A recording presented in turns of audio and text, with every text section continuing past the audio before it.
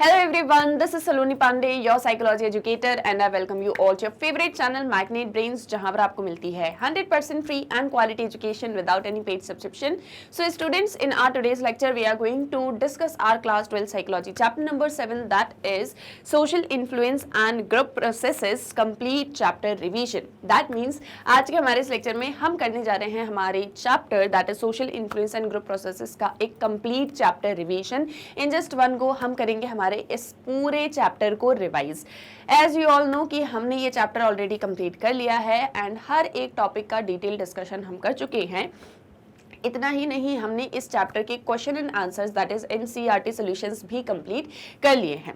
तो अब बारी आ जाती है चैप्टर को रिवाइज करने की, ताकि हमने जो भी सारा कुछ पढ़ा हुआ है एक बार उसको अच्छे से रिवाइज कर लें और हमने जो भी पढ़ा वो हम कभी भी ना भूलें. सो this is also one of the very important chapter for your examination, जहाँ से क्वेश्चंस आते हैं शॉर्ट, वेरी शॉर्ट, लॉन्ग, सभी तरह के. तो हम इसको डिस्कस करेंगे, साथ ही साथ में देखते चलेंगे कि किस तरह के क्वेश्चंस अक्सर पूछे जाते हैं या कौन कौन से टॉपिक्स पर क्वेश्चन आ जाते हैं. तो रिवीजन भी हो जाएगा, इंपॉर्टेंट टॉपिक्स भी पता चल जाएंगे और ऐसे ही करते करते हमारा ये चैप्टर फुल्ली कंप्लीट हो जाएगा. तो अब जो है स्टार्ट करते हैं. सबसे पहले देखो, हमारा ये जो चैप्टर है ये किसके बारे में बात करता है? Social influence and group processes. So first we all need to know that what is a group, है ना.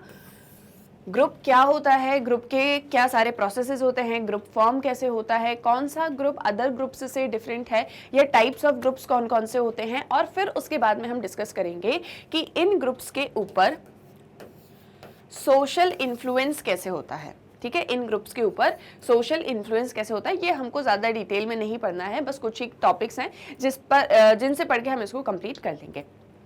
सबसे पहले एक ग्रुप क्या होता है? So most of you will say कि ग्रुप का मतलब होता है जब हमको दो या दो से ज़्यादा लोग किसी एक जगह पर इकट्ठे दिखते हैं तो हम बोलते हैं कि वो एक ग्रुप है.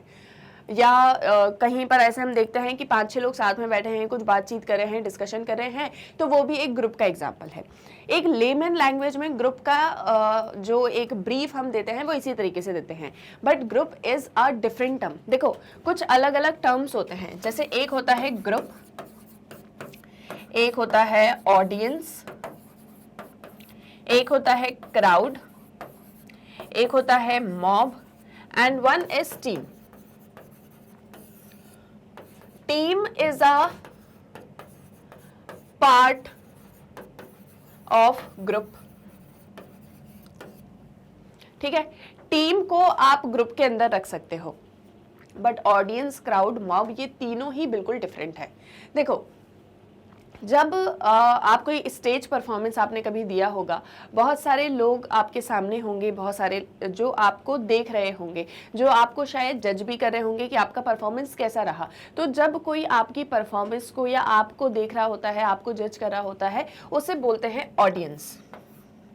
ठीक है, जैसे जस्ट टेक एन एग्जाम्पल कि मैं आप लोगों को डेली लेक्चर्स देती हूँ, पढ़ाती हूँ मैग्नेट ब्रेन्स चैनल के थ्रू सॉरी, और आप ही जैसे ना जाने कितने सारे स्टूडेंट्स हैं जो मुझे देखते हैं, मुझे रिव्यूज देते हैं, डाउट्स वगैरह पूछते हैं, एक्सेट्रा एक्सेट्रा. तो आप सब मेरी कौन हो? ऑडियंस. आप सब मुझे देखते हो. ठीक है, ऑडियंस आपको क्लियर है. कभी आपने देखा होगा क्रिकेट मैच चल रहा है, वहां पर जो पूरे प्लेग्राउंड में, या बोलेंगे कि पूरे क्या बोलते हैं उसको, हाँ प्लेग्राउंड ही बोलते हैं, है ना. तो पूरे वहाँ पर प्लेग्राउंड में या फिर जो पूरा ऑडिटोरियम है वो पूरा फुल है, वहाँ पर बहुत सारे लोग बैठे हुए हैं और क्रिकेट मैच को एंजॉय कर रहे हैं. सो दैट इज व्हाट ऑडियंस.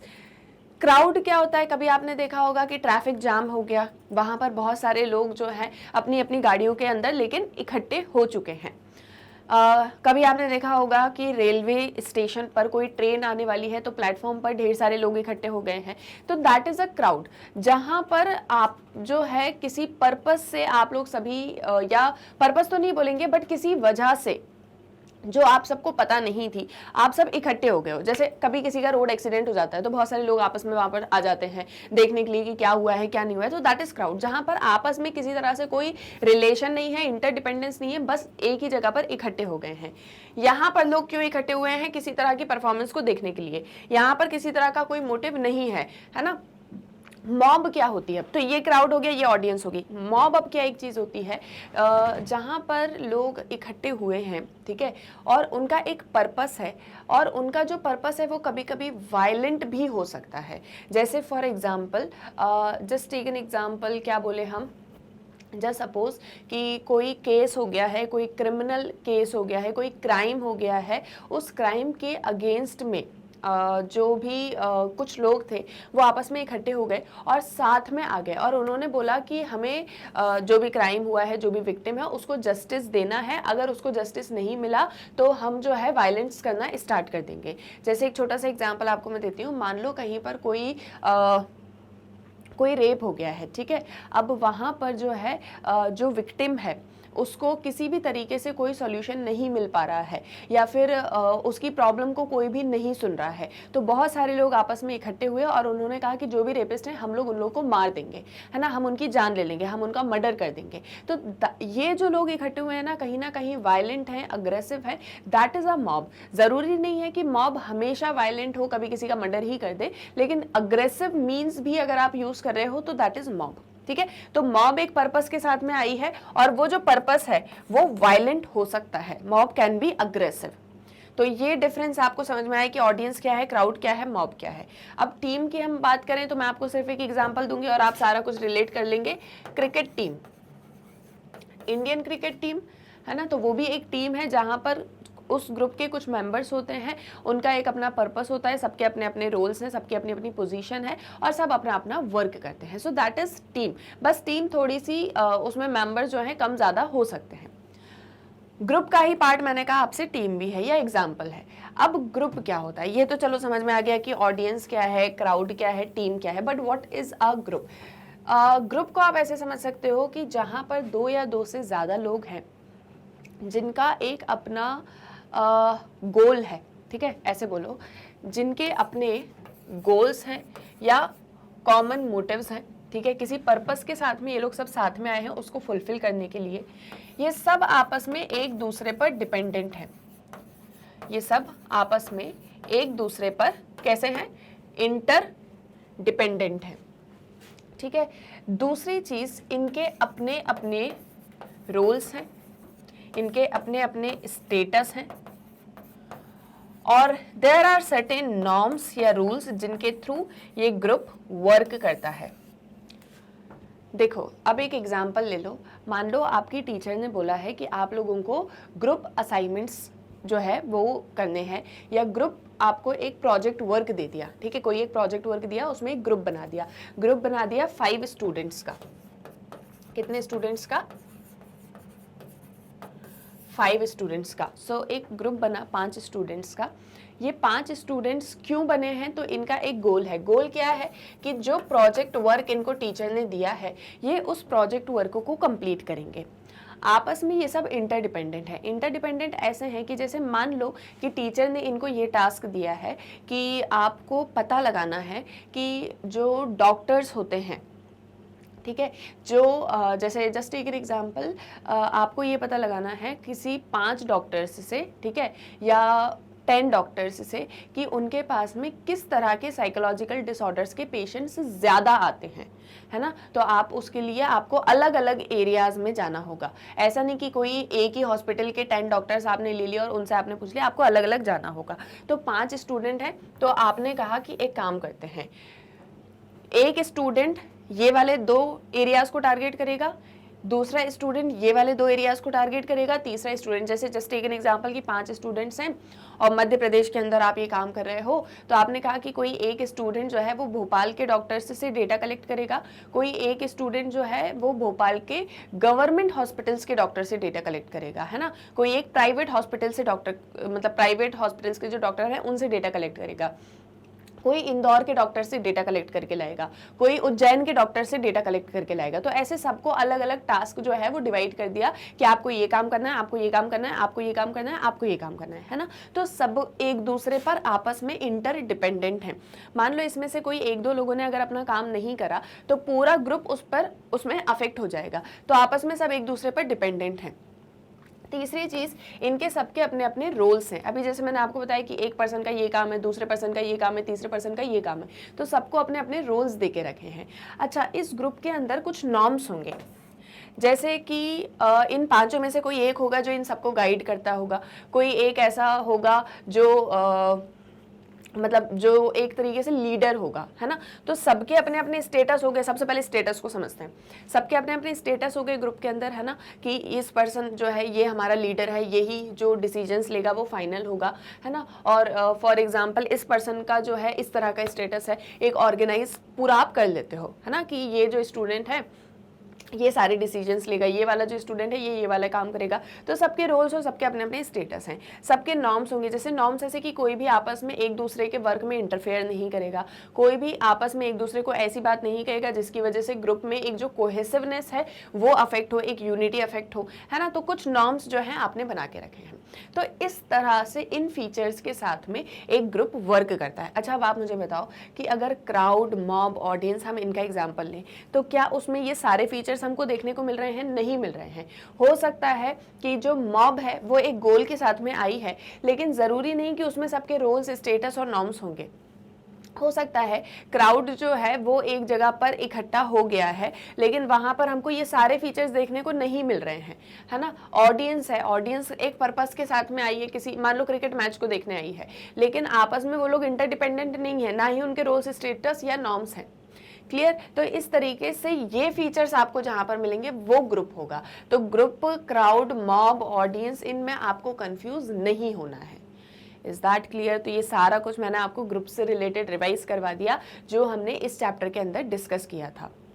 ठीक है, तो दिस इज अ ग्रुप, और ये मैंने आपको उसके कंपोनेंट्स या फीचर्स में कहूँ वो बता दिए कि ग्रुप बनता कैसे है, ग्रुप के अंदर क्या सारी चीजें हमको देखने को मिलती हैं। ठीक है, एग्जाम्पल देना था, एग्जाम्पल भी बता दिया। आई होप आपको समझ में आया। ठीक है, अब देखो आगे बढ़े, एक बार रीड कर लेते हैं कि डेफिनेशन वगैरह क्या होगी ग्रुप की। तो देखो, सबसे पहले a group may be defined as an organized system of two or more interdependent individuals who have common motives and norms to regulate the behavior of its own member। एक group जो है वो एक ऑर्गेनाइज्ड सिस्टम है, दो या दो से ज़्यादा इंटरडिपेंडेंट इंडिविजुअल्स का, जिनके अपने कॉमन मोटिव्स हैं, उनके नॉर्म्स हैं, जिससे उन सभी मेंबर्स के बिहेवियर रेगुलेट होते हैं। Group not only provides us needed support and comfort but also facilitates our growth and development as an individual. जब एक ग्रुप फॉर्म होता है तो उस ग्रुप से सिर्फ हमको सपोर्ट एंड कंफर्ट ही नहीं मिलता, बल्कि वो हमारी ग्रोथ एंड डेवलपमेंट के लिए भी बहुत ज़्यादा इंपॉर्टेंट होता है। जैसे आपका अपना एक पीयर ग्रुप होगा, है ना, फ्रेंड्स का ग्रुप होगा, तो आपके फ्रेंड्स ग्रुप में जैसे कभी आप परेशान होते हो तो आपको एक सपोर्ट और कंफर्ट तो मिलता है, साथ ही साथ आपकी ग्रोथ भी होती है, क्योंकि आपको मान लो आपके ग्रुप में कोई ऐसा स्टूडेंट है जो बहुत पढ़ाई करता है, जिसके बहुत अच्छे मार्क्स आते हैं, जिसको हमेशा सब प्रेस करते हैं, तो थोड़ा बहुत आप भी उससे इन्फ्लुएंस हो जाके कि नहीं यार मुझे भी ये एक चीज़ करनी है, तो वो कहीं ना कहीं आपकी भी ग्रोथ एंड डेवलपमेंट में आपको हेल्प करेगा। दूसरी तरफ हमारी जो लाइफ्स होती है ना वो इन्फ्लुएंस होती हैं by the nature of group membership we have. तो किस तरह के ग्रुप के हम मेंबर हैं, ये चीज़ कहीं ना कहीं हमारी लाइफ्स को भी अफेक्ट करती है। बहुत इंपॉर्टेंट है किसी भी ग्रुप का पार्ट होना इन अ पॉजिटिव वे, क्योंकि ये हमको गुड सिटीजन बनने में और एक सोशल सपोर्ट मैं कहूँगी वो प्रोवाइड करने में बहुत ज़्यादा हेल्प करता है। ठीक है, तो ग्रुप मेंबरशिप जो है वो बहुत इंपॉर्टेंट होती है। ऐसा नहीं है कि others influence us, but we as individuals are also capable of changing others and the society. ऐसा नहीं है कि हमेशा दूसरे ही हमको इन्फ्लुएंस करेंगे या हमेशा जब हम किसी ग्रुप का पार्ट रहेंगे तो उस ग्रुप से ही हम इन्फ्लुएंस होंगे। कभी कभी हम भी दूसरों को इन्फ्लुएंस कर सकते हैं, यानी सोसाइटी में चेंज, जैसे ग्रुप्स होते हैं तो ग्रुप्स के थ्रू कहीं ना कहीं सोसाइटी में चेंजेस आते हैं, है ना, ग्रोथ, डेवलपमेंट, ये सारी चीज़ें होती हैं। तो ज़रूरी नहीं कि कोई ग्रुप आप ही को इन्फ्लुएंस करे, कभी कभी आप भी सोसाइटी को इन्फ्लुएंस कर देते हो। Similarly we would try to understand about group conflicts and strategies. तो यहाँ पर हम ये सब कुछ पढ़ेंगे कि ग्रुप्स कैसे फॉर्म होते हैं, ग्रुप्स कैसे इन्फ्लुएंस करते हैं, या हम कभी कभी कैसे सोसाइटी को इन्फ्लुएंस करते हैं, और साथ ही साथ में group conflict strategies to resolve conflict, ये सारा कुछ हमको यहाँ पर डिस्कस करना है। अगर हम फीचर्स की बात करें तो देखो ग्रुप के अंदर क्या क्या होता है। सोशल यूनिट कंसिस्टिंग ऑफ 2 और मोर इंडिविजुअल्स जो एक दूसरे से बिलोंग कर रहे हैं। Second characteristics, help in distinguishing one group from another. तो जब अगर आप जैसे किसी ग्रुप के बारे में जान लेते हो या ग्रुप फीचर्स पढ़ लेते हो तो एक ग्रुप दूसरे ग्रुप से कैसे डिफरेंट है आप वो सारी चीज़ें बता पाते हो। ठीक है। दूसरा, ये कलेक्शन ऑफ इंडिविजुअल्स है जिनके अपने कॉमन मोटिव्स हैं, जिनके अपने गोल्स हैं और एक डिजायर्ड गोल को फुलफिल करने के लिए जो है यहाँ पर ग्रुप जो है वो फंक्शन करता है या वर्क करता है। और to keep away from certain threats faced by the group, और साथ ही साथ में किसी भी तरह के कोई थ्रेट्स वगैरह अगर किसी ग्रुप को फील हो रहे हैं तो उसे भी दूर रखने में हेल्प आउट करते हैं ग्रुप्स।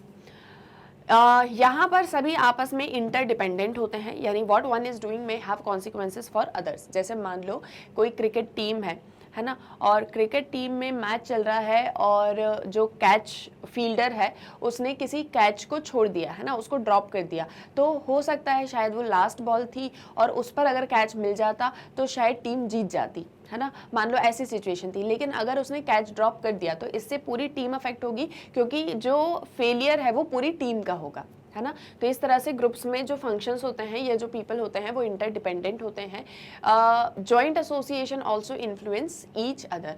जो भी कहीं ना कहीं अपनी नीड्स को सेटिस्फाई करना चाह रहे होते हैं तो अक्सर हम लोग ग्रुप्स के पार्ट बन के या ग्रुप्स में पार्टिसिपेट करके किसी ग्रुप का हिस्सा बन के अपनी सोशल नीड्स या जो भी हमारे एक नीड्स होती है हम उनको सेटिस्फाई कर सकते हैं। बहुत सी ऐसी चीज़ें होती हैं जो हम फ्रेंड्स के साथ रह के फुलफिल कर पाते हैं, या जो जब हम दूसरों के साथ में रिलेट करते हैं तो वो चीज़ें हो पाती हैं, है ना। तो कहीं ना कहीं एक जॉइंट एसोसिएशन यहाँ पर है। It is a gathering of individuals who interact with one another either directly or indirectly। तो ग्रुप क्या है? एक गैदरिंग ऑफ इंडिविजुअल्स जो आपस में एक दूसरे के साथ में इंटरेक्ट करते हैं, चाहे डायरेक्टली या इनडायरेक्टली। इसमें कलेक्शन ऑफ इंडिविजुअल्स है जो कि जिनके इंटरेक्शंस स्ट्रक्चर्ड होते हैं। स्ट्रक्चर्ड किस सेंस में कि उनके अपने अपने रोल्स हैं, उनके अपने अपने नॉर्म्स हैं, जिसके अकॉर्डिंग वो सब आपस में एक दूसरे से इंटरेक्ट करते हैं। And this means that the group members perform the same functions every time the group meets। और ऐसा नहीं है कि ग्रुप में किसी के रोल्स, नॉर्म्स या फंक्शंस जो हैं वो चेंज होते रहेंगे।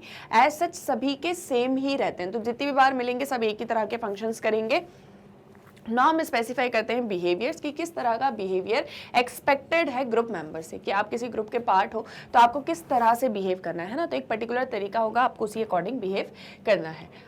Now group can be differentiated from collection of people, है ना। जैसे हम बोलते हैं collection of people is a group, but not all collection of people is a group. So किस तरह से डिफरेंट है? क्राउड क्या है? Collection of people by chance. By chance कैसे? जैसे मैंने आपको बताया कि मान लो कहीं पर किसी का एक्सीडेंट हो गया तो बहुत सारे लोग इकट्ठे हो गए, सो that is collection of people by chance. और ये क्या होता है? क्राउड। इसमें किसी भी तरह का कोई इंटरडिपेंडेंस या इरेशनल जो है, मतलब ये बिल्कुल होता है, और साथ ही साथ में इंटरडिपेंडेंस बिल्कुल भी नहीं होता है इसके अंदर। ये इरेशनल है, कोई रीजन नहीं है क्यों इकट्ठे हुए, बस हो गए। For example, if you are going on the road and an accident takes place तो large number of people come there. ये एक एलैबोरेटिव एग्जाम्पल है क्राउड का। इसमें कोई भी फीलिंग ऑफ बिलोंगिंगनेस, इंटरडिपेंडेंस, ये सारा कुछ नहीं होता। सेकेंड है team. Team special kind of groups होते हैं, है ना। मैंने आपको ग्रुप के अंदर टीम नहीं बताया, लेकिन मैंने आपको बताया ग्रुप्स टीम कहीं ना कहीं पार्ट है ग्रुप का, लेकिन ग्रुप से कैसे डिफरेंट है? तो देखो, ये स्पेशल काइंड ऑफ ग्रुप है। स्पेशल क्यों है? क्योंकि इसमें जितने भी मेंबर्स हैं कॉम्प्लीमेंट्री स्किल्स हैं। जैसे cricket team, Indian cricket team में जितने भी सभी मेंबर्स हैं सबको क्रिकेट जो है प्ले करना आता है, सब जानते हैं कि कैसे उसमें क्या क्या स्किल्स चाहिए, वो सब उनके पास में है। इनका एक अपना कॉमन गोल है, पर्पस है, जिसके लिए ये सब काम कर रहे हैं। Members are mutually accountable for their activities. सब अपने अपने एक्ट के लिए एक दूसरे के ऊपर डिपेंडेंट भी होते हैं और साथ ही साथ में म्यूचुअली अकाउंटेबल हैं, आपस में रिलेटेड हैं। टीम में एक पॉजिटिव सिनर्जी होती है, एक टीम वर्क होता है जो कि coordinated efforts of the team members के थ्रू मिलता है। तो सब जब आपस में काम करेंगे तभी, जैसे अभी मैंने आपको एक एग्जांपल दिया था कि जैसे मान लो कोई फील्ड प्लेयर है क्रिकेट प्लेग्राउंड में, और वो अगर किसी कैच को ड्रॉप कर देता है तो उसके इफेक्ट्स जो हैं वो सभी को फेस करने पड़ेंगे, है ना। तो इस तरह से उनके इफेक्ट्स जो हैं वो कोऑर्डिनेटेड होते हैं। दूसरा, audience, collection of people for a special purpose. जैसे to watch a cricket match, और अब मूवी देखते हैं, थिएटर देखते हैं, तो वहाँ पर कितने सारे लोग आपस में इकट्ठे होते हैं, बट सबका एक पर्पस होता है कि सब मूवी देखने आए हैं, तो दैट इज ऑडियंस, है ना। ऑडियंसेस पैसिव होती हैं, कभी कभी फ्रेंजी या मॉब्स का भी एक रूप ले लेती हैं, है ना। कभी कभी ऑडियंस मॉब बन जाती है।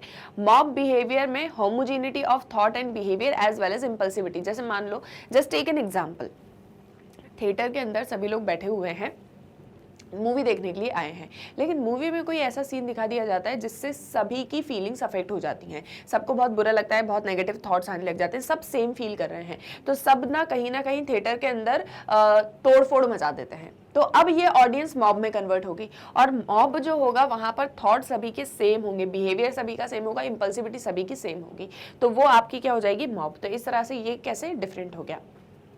अच्छा, अब एक क्वेश्चन आता है कि ये बताओ कि हम लोग ग्रुप्स को ज्वाइन क्यों करते हैं, क्या कारण है जिसकी वजह से हम सभी ग्रुप्स को ज्वाइन करते हैं। तो बहुत सारे रीजंस है, इसमें सबसे पहला आता है सिक्योरिटी। देखो, हम सब एक तरीके से कभी ना कभी फीलिंग ऑफ इनसिक्योरिटी हम लोगों को हो रही होती है। Groups reduce the feeling of insecurity when we are alone. देखो, अगर आप अकेले रहोगे, है ना, अगर आप अकेले हो और अकेले आप कोई भी काम कर रहे हो, तो उससे आप कहीं ना कहीं एक इनसिक्योर्ड वे में वर्क कर रहे होते हो। दैट मीन्स कि जब आप किसी ग्रुप के साथ में हो या ग्रुप के साथ में रहते हो, लोग आपके साथ में रहते हैं, तो आपको थोड़ा सा सेंस ऑफ कंफर्ट फील होता है, आपको ऐसा लगता है कि हाँ, आपके लिए भी कोई है, आपके साथ में भी कोई है जिसके साथ में आप सारी चीज़ें शेयर कर सकते हो, या जो आपके साथ में रहेगा तो आपको किसी तरह का कोई डर नहीं रहेगा। तो ग्रुप्स कहीं ना कहीं ये जो हमारी एक इनसिक्योरिटी वाली फीलिंग होती है ना, इसको कम कर देते हैं। अगर आप अकेले रहोगे तो एक मन में चलता रहता है हमेशा, है ना, कि लाइक जैसे अगर हमने पढ़ा भी हुआ है ये चीज़ कि कभी भी कोई भी इंडिविजुअल, कभी भी कोई भी पर्सन अपनी लाइफ को पूरी तरह से, मतलब पूरी लाइफ जो है वो अकेले रह के नहीं बिता सकता है। हमेशा उसको कोई ना कोई चाहिए, चाहे फैमिली का हो, चाहे कोई फ्रेंड हो, चाहे किसी तरह का कोई सोशल सपोर्ट हो, हमेशा वो एक चीज़ हम सभी को चाहिए होती है। तो ये जो ग्रुप्स होते हैं ना, जब हम किसी ग्रुप का पार्ट बन जाते हैं या जब हम किसी ग्रुप को ज्वाइन कर लेते हैं, तो वो एक लोनलीनेस वाली फीलिंग खत्म हो जाती है, इनसिक्योरिटी हमारी खत्म हो जाती है, सेंस ऑफ कंफर्ट हमारे पास में रहता है, एक सेंस ऑफ प्रोटेक्शन हमको जो है ग्रुप के साथ में रह के मिलता है। तो इसीलिए सिक्योरिटी सबसे पहला रीज़न है जिसके लिए हम लोग ग्रुप्स को ज्वाइन करते हैं। ठीक है, इस पर अगर कभी क्वेश्चन आ जाए कि व्हाई पीपल ज्वाइन ग्रुप्स और why do we join groups, explain और गिव रीजंस। तो सबसे पहला रीजन आप क्या दोगे, सिक्योरिटी। ठीक है, इसके बाद में है सेकंड, स्टेटस। जब भी आप किसी ग्रुप के मेंबर होते हो तो वो ग्रुप आपको एक स्टेटस प्रोवाइड करता है। कैसा स्टेटस, जैसे अभी मैंने आपको एक एग्जांपल दिया था कि मान लो एक प्रोजेक्ट वर्क आपको मिला हुआ है स्कूल से, ग्रुप प्रोजेक्ट वर्क है, उसमें आप लोग सब पार्टिसिपेट कर रहे हो, तो उस ग्रुप के अंदर आप सभी का कुछ ना कुछ स्टेटस होगा। आप में से कोई एक होगा जो लीडर होगा, आप में से कोई एक होगा जो डिसीजंस मतलब जो है मतलब कहीं ना कहीं किसी तरीके से कोई सपोर्ट कर रहा होगा। Just take an example, Indian cricket team है ना, जब आप इंडियन क्रिकेट टीम में मान लो आप भी मेंबर बन जाते हो, या जस्ट सपोज हम देखते हैं इंडियन क्रिकेट टीम को, तो उसमें हम देखते हैं कि कोई एक कैप्टन है, कोई एक ओपनिंग बैट्समैन है, कोई एक जो है मतलब वो बॉलिंग के लिए जाना जाता है। तो इस तरीके से सबका एक एक अपना पर्टिकुलर स्टेटस होता है।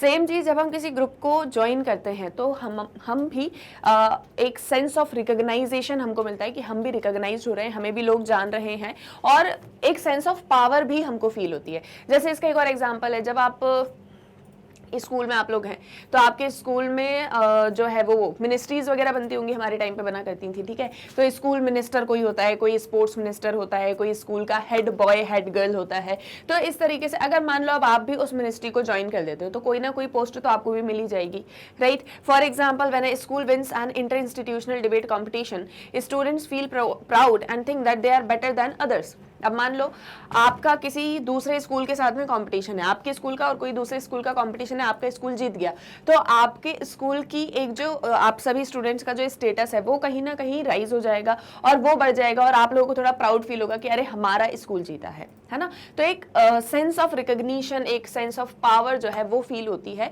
और साथ ही साथ में हम जितने भी मेंबर्स होते हैं वो सभी अपने आप को दूसरों से इंपॉर्टेंट समझते हैं, जो ग्रुप के मेंबर्स नहीं होते, है ना। तो एक काइंड ऑफ स्टेटस हमको यहाँ पर मिल जाता है।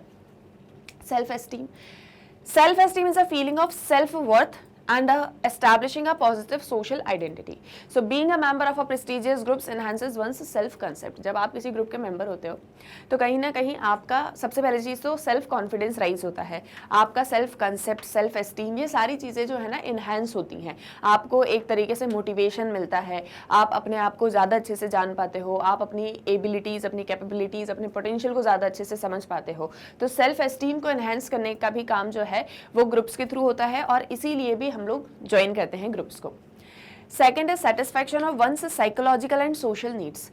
अपने साइकोलॉजिकल एंड सोशल नीड्स को सेटिस्फाई करने के लिए भी हम ग्रुप्स को ज्वाइन करते हैं। कैसे?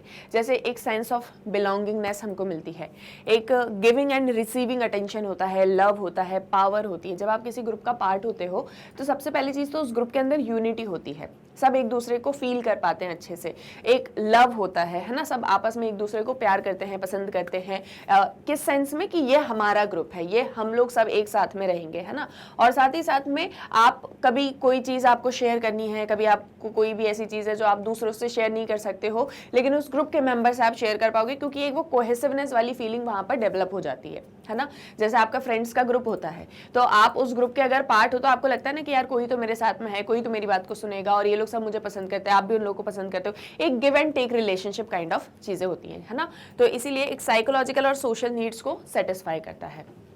Then goal achievement, goal achievement में क्या होता है, देयर आर सर्टेन गोल्स जो आप इंडिविजुअली अटेन नहीं कर सकते हो, उसके लिए आपको मेजॉरिटी में होना, लोगों के साथ होना बहुत ज़्यादा ज़रूरी है।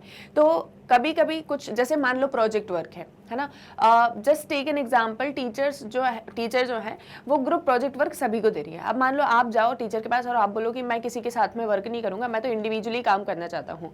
अब टीचर जो ग्रुप प्रोजेक्ट्स दे रही थी, तो वो प्रोजेक्ट अपने आप में ही इतने बल्कि थे, या इतने ज़्यादा उनमें वर्क इतना ज़्यादा था, इसीलिए ग्रुप प्रोजेक्ट्स दिए जा रहे थे, ताकि मिल बांट के सब काम करेंगे तो प्रोजेक्ट कंप्लीट हो जाएगा। लेकिन आपने बोला मुझे इंडिविजुअली दे दो। अब टीचर अगर आपको इंडिविजुअली इतना सारा वर्क दे देंगे तो क्या आप कर पाओगे? शायद आप उतना अच्छे से परफॉर्म ना कर पाओ।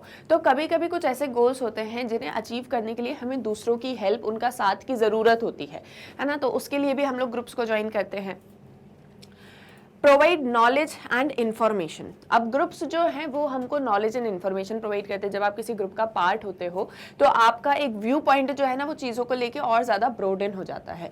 अगर आप इंडिविजुअली किसी चीज़ के बारे में सोच रहे हो, जैसे फॉर एग्जांपल मान लो आप सोचते हो कि आपकी जो सिटी है वही सबसे ज़्यादा सुंदर है और वही सबसे ज़्यादा अच्छी है, लेकिन अब आप किसी ग्रुप के पार्ट होते हो, है ना, तो वहाँ पर जब डिबेट डिस्कशन चलते हैं तो मान लो वहाँ पर जब बातें हुई तो सबने बताया कि नहीं नहीं ये वाली सिटी तो और भी ज़्यादा अच्छी है, और इस वाली सिटी में तो ये खूबियाँ हैं, ये खासियत है, तो आपको और चीज़ें जानने को मिलेंगी, आपका एक व्यू पॉइंट और ज़्यादा ब्रोडन हो जाएगा, है ना। तो कहीं ना कहीं हमको नॉलेज, इन्फॉर्मेशन, ये सारी चीज़ें ग्रुप्स के थ्रू भी मिलती हैं।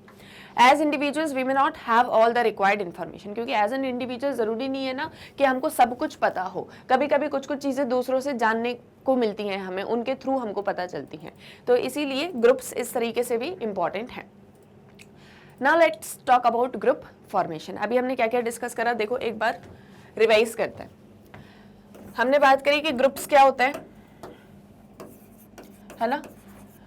ग्रुप्स बाकी दूसरे टर्म्स जैसे कि क्राउड, ऑडियंस, मॉब, इन सब से कैसे डिफरेंट होते हैं।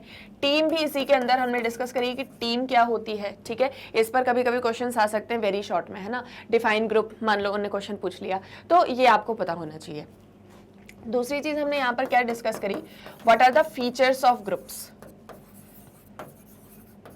या कैरेक्टरिस्टिक्स ऑफ ग्रुप, ये हमने डिस्कस किया। हमने ये डिस्कस किया रीजंस, किस चीज के reasons, reasons of joining groups, हम लोग ग्रुप्स क्यों ज्वाइन करते हैं, हमने ये भी यहाँ पर डिस्कस किया, ठीक है। अब इसमें से ये वाला क्वेश्चन जो है 3-4 मार्क्स में भी आ सकता है, ये क्वेश्चन भी आ सकता है, ठीक है। तो ये कुछ टॉपिक्स अभी तक हमने डिस्कस कर लिए कि ग्रुप्स क्या होते हैं, ग्रुप्स के क्या फीचर्स होते हैं, ग्रुप्स हम लोग क्यों ज्वाइन करते हैं। बट ग्रुप्स फॉर्म कैसे होते हैं, कैसे एक ग्रुप बनता है, हमने ये तो देख लिया कि ग्रुप्स के अंदर क्या क्या सारी चीज़ें होती हैं, ग्रुप्स कैसे वर्क करते हैं, ग्रुप्स के अंदर क्या सारे फीचर्स होते हैं, एक्सेट्रा एक्सेट्रा। बट सबसे पहली चीज़ कि ग्रुप्स फॉर्म कैसे होते हैं, कैसे कोई ग्रुप फॉर्म हो जाता है, ठीक है। तो सबसे अब जो है हम यहाँ पर इसको डिस्कस करेंगे, ग्रुप फॉर्मेशन को। क्लियर, आई होप अभी तक जितना पढ़ा वो आप रिकॉल कर पा रहे हो सारा कुछ, राइट। सो ग्रुप फॉर्मेशन की जब हम बात करते हैं, सो देखो इसमें आपको 4 पॉइंट्स पढ़ने हैं, proximity, similarity, common motives and goals, and fourth का है या 3 ही डिस्कस करने हैं, सॉरी, ठीक है। तो 3 हमको यहाँ पर डिस्कस करने हैं जो मेन है। देखो प्रॉक्सिमिटी का मतलब क्या होता है, मैं सिर्फ आपको रिवाइज करवाऊंगी, मैं बहुत ज़्यादा रीड नहीं करूंगी यहाँ पर, मैं आपको सिर्फ रिवाइज करवाने वाली हूँ, ठीक है। देखो प्रॉक्सिमिटी का मतलब क्या होता है, अगेन हम ये सब कुछ डिटेल में पढ़ चुके हैं, इसीलिए मैं बहुत डिटेल में नहीं जा रही हूँ, मैं आप लोग को सिर्फ रिकॉल करवा रही हूँ, हमने जो भी कुछ पढ़ा है आपको रिवाइज करवा रही हूँ, एक बार रीड कर दूंगी आप लोग बोलोगे तो, ओके। सो देखो प्रॉक्सिमिटी का मतलब क्या होता है, जब आप किसी से इंटरेक्ट करते हो, किसी के साथ में मिलते हो, उसको जानते हो, है ना, तो आपके उसके इंटरेस्ट, एटीट्यूड्स कहीं ना कहीं जो है वो जानने को मिलता है। मान लो जैसा आप सोचते हो वो पर्सन भी वैसा ही सोचता है ना, या कॉमन इंटरेस्ट है, कॉमन एटीट्यूड है, कॉमन बैकग्राउंड है, तो ये सारी चीज़ें क्या होती है ना, एक लाइकिंग एक दूसरे के लिए डेवलप कर देती है, और यही लाइकिंग कहीं ना कहीं जो है वो ग्रुप्स फॉर्म करती है। रिपीटेड इंटरेक्शन जब आपका किसी के साथ में होता है, जस्ट टेक एन एग्जांपल, आप किसी न्यू स्कूल में जाते हो, ठीक है, वहाँ पर एडमिशन ले लेते हो, आपके पेरेंट्स आपको दूसरे स्कूल में एडमिशन दिलवा देते हैं। अब आप वहाँ पर जाते हो, ये आपकी क्लास है, ये आपकी 12th ह्यूमैनिटीज़ या जो भी सब्जेक्ट आपका है उसकी क्लास है, क्योंकि साइकोलॉजी बहुत सारे लोग ऑप्शनल में भी रखते हैं। तो ये अब आपकी क्लास है। अब आप फर्स्ट डे जब इस क्लास में गए तो टीचर ने आपको सबसे इंट्रोड्यूस करवाया और सबको आपसे इंट्रोड्यूस करवाया और आपको एक सीट दे दी, बोले यहाँ पर आप बैठेंगे। ओके, अब जो आपके साइड में स्टूडेंट था, आपने उससे बात करी और उससे बात करके आपको थोड़ा सा अच्छा लगा, यू वर कंफर्टेबल, है ना, तो आपको थोड़ा सा अच्छा लगा। अब जब नेक्स्ट डे जाओगे आप दोबारा उसी स्टूडेंट से मिलोगे, या मान लो आपकी सीट चेंज होगी, आज आप यहाँ पर बैठे हो, लेकिन ब्रेक मिलेगा तो आप उस स्टूडेंट से फिर से मिलोगे, है ना, हाय हेलो फिर करोगे, फिर से थोड़ी बातें करोगे, थोड़ी बातचीत होगी। अब यहाँ बैठे थे तो यहाँ पर बैठे हुए एक आध इंसान से, मतलब स्टूडेंट से और आपकी बात हो गई, है ना, कि इससे भी थोड़ा सा डिस्कशन हो गया। अब थर्ड डे फिर जाओगे, फिर ऐसे करके जो है कुछ कुछ लोगों से आपका डेली इंट्रैक्शन होता रहेगा। अब मान लो उन लोगों के कहीं ना कहीं कुछ कुछ चीज़ें आपको बहुत पसंद आती हैं, आपकी कुछ चीज़ें उन लोगों को बहुत पसंद आती हैं। जैसे फॉर एग्जाम्पल मान लो आप बहुत ही स्वीट पोलाइट नेचर के हो और वो लोग भी जो है वो आपकी बातों में बड़ा ही इंटरेस्ट शो करते हैं और आपके साथ में बहुत ही पोलाइट वे में रहते हैं, तो ये चीज़ें क्या होंगी, प्रॉक्सिमिटी को बढ़ाएंगी, और ये प्रॉक्सिमिटी जो होती है ये ग्रुप्स को फॉर्म करने के लिए बहुत ज़्यादा ज़रूरी है। अच्छा, मान लो अगर आप एक ही बार उस स्टूडेंट से मिले, उसके बाद आप कभी उससे ज़्यादा इंटरेक्ट किए ही नहीं हो क्लास के अंदर, तो शायद वो आपका फ्रेंड नहीं बने, लेकिन क्योंकि आप उससे डेली मिल रहे हो, बार बार आपके उससे इंटरेक्शन हो रहे हैं, तो प्रॉक्सिमिटी बढ़ जाती है कि आपका एक ग्रुप फॉर्म हो जाए। Is that clear? जैसे मैं आपको मेरा एक एग्जाम्पल देती हूँ, ठीक है। अब यहाँ पर जैसे ऑफिस में जब हम लोग आते हैं, जैसे मैं मेरा एग्जांपल देती हूँ, सो वी आर लाइक कि हमको आना है, अपना लेक्चर देना है, बहुत कम सबसे इंटरेक्शन हो पाता है, but there are sometimes when we are going for a party, like आप लोगों ने देखा ही होगा मैग्नेट विंस के पार्टीज वगैरह के भी पोस्ट डालते हैं। सो जब हम लोग कभी पार्टी पर जा रहे हैं या कभी हमारी मीटिंग हो रही है या कभी कोई डिस्कशन हो रहा है, सब लोग ऐसे साथ में हैं, तो कुछ कुछ लोगों से आपकी बात हो जाती है ना, मतलब हम लोग की, हम टीचर्स की बात करें, कभी कभी हमारी कुछ कुछ टीचर से बात जाती है। अच्छा, एक दो बार मिले, नेक्स्ट टाइम मिले तो ठीक है, हाय हेलो, बिजी, सब अपने अपने वर्क में बिजी है। अब जब 5-6 बार हमारा ऐसा इंटरेक्शन होगा ना, तो ऐसा होगा कि शायद वो 2-4 टीचर्स का मिलके हमारा कोई एक जो, मतलब हमारा एक इंटरेक्शन बहुत ज्यादा बढ़ जाए और हमारा एक ग्रुप फॉर्म हो जाए। एक एग्जांपल दे रही हूँ, यही तरीका होता है ना, जैसे आपके स्कूल्स में भी होता है यही सारी चीजें। तो क्या होता है, जब बार बार आप किसी से मिल रहे हो तो आपका इंटरेक्शन उससे बढ़ेगा, कुछ इंटरेस्ट, एटीट्यूड्स, बिहेवियर के बारे में जानने को मिलेगा, और यही प्रॉक्सिमिटी जो है, इसी को मतलब प्रॉक्सिमिटी बोलते हैं, और इसी की वजह से ग्रुप्स फॉर्म होते हैं। तो पहला है हमारा प्रॉक्सिमिटी, ठीक है। Groups are formed by making contacts through or interactions between people. This interaction is facilitated by the following conditions. ठीक है, इंटरेक्शन से ग्रुप्स बनते हैं। ये इंटरेक्शंस में कुछ और भी कंडीशंस होती हैं जिससे ये इंटरेक्शन और ज्यादा बढ़ते हैं। तो पहला proximity, that is repeated interactions with the same set of individuals give us a chance to know them and their interest and attitudes. Common interest, attitudes and background are important determinants of our liking for our group members. समझ में आया? Good. Next पर आते हैं, that is similarity. Similarity का मतलब होता है कि जैसे मान लो, जैसे मैंने अभी आपको एक एग्जांपल दिया कि आप न्यू स्कूल में एडमिशन लेते हो, वहाँ पर 2-4 लोगों से आपका इंटरेक्शन होता है। अच्छा, इंटरेक्शन के बाद आपको पता चलता है कि जितना डांसिंग करना आपको पसंद है, उतना ही उनमें से 2-3 लोगों को भी बहुत ज़्यादा पसंद है ना। और जैसे उनमें से कोई एक है जिसने बोला कि मुझे तो ना म्यूजिकल इंस्ट्रूमेंट्स प्ले करना भी बहुत अच्छा लगता है, तो आपने कहा अरे ये तो मेरी भी हॉबी है, ये तो मुझे भी बहुत अच्छा लगता है। तो कहीं ना कहीं आप लोग की कुछ कुछ चीज़ें ना वहाँ पर सिमिलर हो रही हैं, तो वो सिमिलैरिटी अगर और आ जाए तो ग्रुप फॉर्मेशन होता ही होता है ना। जैसे अब आपके फ्रेंड्स हैं, आपके जो भी फ्रेंड्स होंगे उनमें बहुत कम ऐसे चांसेस हैं कि उनको कोई ऐसी चीज पसंद होगी जो आपको पसंद ना हो, या आपको कोई ऐसी चीज पसंद है जो उन्हें पसंद ना हो। मोस्ट ऑफ द टाइम आप लोगों के इंटरेस्ट और सारी चीजें जो है ना वो सेम ही रहेंगे, है ना, इवन 99% टाइम। जो क्योंकि हमारी एक टेंडेंसी होती है कि हम हमारे जैसे लोगों के साथ में रहना ज्यादा पसंद करते हैं, है ना, हम ऐसे अपोजिट लोगों के साथ में क्यों रहें जो हमारे जैसे नहीं है, शायद फिर वो हमको समझेंगे ही नहीं, राइट। तो सिमिलैरिटी जो है वो भी एक बहुत इंपॉर्टेंट फैक्टर है। देखो, being exposed to someone over a period of time makes us assess our similarities and paves the way for formation of groups। जब आप someone जो कि बार बार मतलब आप उससे मिलते हो, जो आपके जैसे सिमिलैरिटीज को एसेस करता है, या जो भी मतलब उसकी और आपकी चीजें सिमिलर हैं, तो उससे फॉर्मेशन होता है ग्रुप का। We like people who are similar because people prefer consistency and like relationships that are consistent. When two people are similar, there is consistency and they start liking each other. Like for example, I like playing football and one of my batchmate also like playing football. So there is a high chances that we may become friends as our interests are same. जैसे मान लो आपको football play करना अच्छा लगता है, कोई और है उसको भी फुटबॉल खेलना बहुत अच्छा लगता है, तो आपके और उसके फ्रेंड्स बनने के चांसेस बहुत ज़्यादा हैं, क्योंकि हम लोग जो है ना वो कंसिस्टेंसी को प्रेफर करते हैं रिलेशनशिप्स में। कंसिस्टेंसी इन द सेंस कि आपका और हमारा, जैसे फॉर एग्जांपल मान लो आप और मैं है, मैं और आप, ठीक है, हाँ, फॉर एग्जांपल हम लोग हैं। अब जैसे आप लोग को साइकोलॉजी पढ़ना बहुत अच्छा लगता है, मुझे साइकोलॉजी पढ़ाना बहुत अच्छा लगता है, तो इसीलिए आपका मेरा इंटरेक्शन बार बार होता रहता है ना, और हम लोग आपस में एक दूसरे के साथ में इंटरेक्ट करते हैं, लाइव सेशंस में मिलते हैं, आपकी और हमारी टेंडेंसीज बहुत ज़्यादा मैच करती हैं, और आप लोग के मन में क्वेश्चंस आते हैं, मैं कहीं ना कहीं वो सॉर्ट कर पाती हूँ, तो एक हमारे और आपके बीच का रिलेशनशिप बड़ा कंसिस्टेंट वे में चल रहा है। मान लो इसका बिल्कुल अपोजिट हो जाए, है ना, अगर इसका अपोजिट हो जाएगा तो क्या हमको पसंद आएगा? बिल्कुल भी नहीं आएगा। तो इसीलिए हम लोग को कंसिस्टेंसी अच्छी लगती है। जब दो लोग सिमिलर होते हैं तो उनके बीच में कंसिस्टेंसी होती है और उन दोनों के बीच में लाइकिंग फॉर ईच अदर बढ़ जाता है। तो सिमिलैरिटी जो है वो भी एक बहुत ही इंपॉर्टेंट फैक्टर है, ठीक है। तो प्रॉक्सिमिटी हो गया, सिमिलैरिटी हो गया। Third one you have is common motives and goals. जब आपके गोल्स और मोटिव्स सेम होते हैं तो और ज़्यादा आपके फ्रेंड्स बनने के चांसेस हैं। अब जैसे एक एग्जांपल ले लो, मान लो मैंने आपसे कहा कि आप कोई न्यू स्कूल में एडमिशन ले लेते हो और वहाँ पर आपके कुछ लोगों के साथ में इंटरेक्शन होता है, आप लोग फ्रेंड्स बन जाते हो।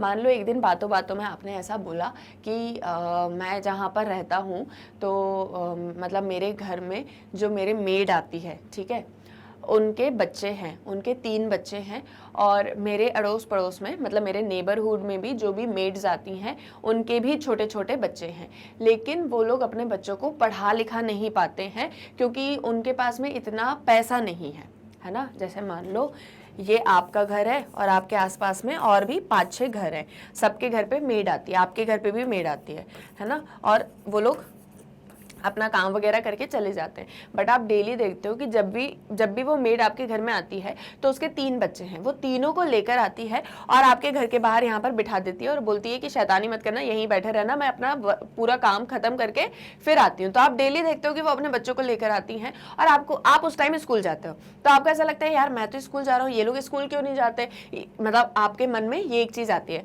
और आप देखते हो कि ऐसा हर एक मेड करती है, जितने भी घरों में जो है मेड जाती है काम करने के लिए, तो वो सब अपने अपने बच्चों को लेकर आते हैं, ठीक है। अब आपने किसी दिन उन लोगों से बात करी तो उन्होंने बोला कि हमारे पास इतना पैसा नहीं है कि हम अपने बच्चों को पढ़ा सकें, हमको जो पैसा मिलता है हम उससे बस अपने खाने पीने की चीज़ें पूरी कर पाते हैं और अपने बच्चों के खाने पीने की चीज़ें पूरी कर पाते हैं। तो आपको बड़ा बुरा लगा, तो आपने कहा यार मैं कुछ ऐसा कर सकूँ कि ये जितने भी सारे बच्चे आते हैं मैं इन सबको पढ़ा सकूँ, घर में बिठा के भले कोचिंग दे दूँ लेकिन सबको पढ़ा सकूँ। लेकिन आपकी अपनी भी क्लासेस हैं, आपके अपने भी स्कूल है, आपके अपना भी 12th क्लास है, आपको पढ़ना है। तो एक दिन ऐसे ही ये सारी बातें आप अपने फ्रेंड्स को बता रहे थे, तो उन्होंने बोला कि अरे तुमने तो बहुत ही अच्छी चीज़ सोची है, ये चीज़ तो मुझे भी लगती है कि हमको ऐसे लोगों की हेल्प करनी चाहिए जो नहीं पढ़ लिख सकते। तो कहीं ना कहीं आप लोग को ये फील होगा कि अरे हम लोग सिमिलर ही सोच रहे हैं, या हमारे मोटिव्स या हमारे जो गोल्स हैं वो सिमिलर ही हैं। तो आपने कहा चलो अपन एक काम करते हैं, एक दिन इन लोग की क्लास मैं लूँगा, उस दिन तुम लोग पूरा स्कूल का अच्छे से सेटअप करके रखना, नेक्स्ट डे फिर तुम लेना, थर्ड डे फिर तुम लेना, तो ऐसे करके हम लोग की पढ़ाई भी डिस्टर्ब नहीं होगी और हमारे गोल जो है वो भी फुलफिल हो जाएगा। तो दैट मीन्स कि अगर आपके कॉमन मोटिव्स एंड गोल्स हैं तो ग्रुप्स फॉर्म होने के चांसेस और भी ज़्यादा होते हैं। जैसे मान लो आप हो, आप लॉ की प्रिपरेशन कर रहे हो, ठीक है, जस्ट टेक एन एग्जाम्पल, आप लॉ की प्रिपरेशन कर रहे हो, आपके फ्रेंड्स ऐसे आपको मिल जाते हैं जो 12th के बाद वो भी लॉ की प्रिपरेशन करेंगे, तो आपका एक ग्रुप बन जाएगा ना। सो दैट इज कि कॉमन मोटिव्स एंड गोल्स अगर होते हैं तो आपका ग्रुप फॉर्मेशन के चांसेस ज्यादा होते हैं, राइट। सो देखो, when people have common motives or goals, they get together and form a group which may facilitate their goal attainment. For example, I want to teach children in a slum area who are unable to go to school. So I can form a group with like-minded friends and start teaching these children. In this way, I can achieve my goal with the help of others. Is that clear? किसी का कोई doubt है? Doubt होएगा तो आप लोग comment section में मुझे बोलेंगे। ओके, आई होप सो कि आपको ये समझ में आया कि ग्रुप फॉर्मेशन में क्या चीज़ें इंपॉर्टेंट है या ग्रुप फॉर्मेशन कैसे होता है। तो 3 चीज़ें मैंने आपको बताई, आप याद रखोगे, ठीक है। Proximity,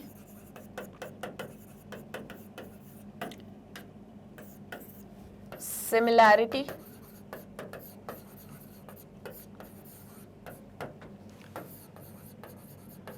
common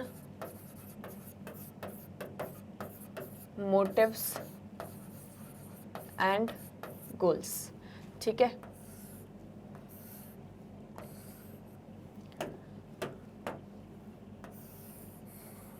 now what is this? Group formation. Clear? याद रहेगा ये सब कुछ, ठीक है। अब नेक्स्ट पर आते हैं। नेक्स्ट है टकमैन्स स्टेजेस ऑफ ग्रुप फॉर्मेशन। देखो, अब ग्रुप फॉर्म होता है तो उसमें कौन कौन सी स्टेजेस आती हैं, तो टकमैन ने इसको एक्सप्लेन किया है। कभी कभी एग्जाम में ऐसा भी आ जाता है कि टकमैन्स स्टेजेस ऑफ ग्रुप फॉर्मेशन को एक्सप्लेन करो।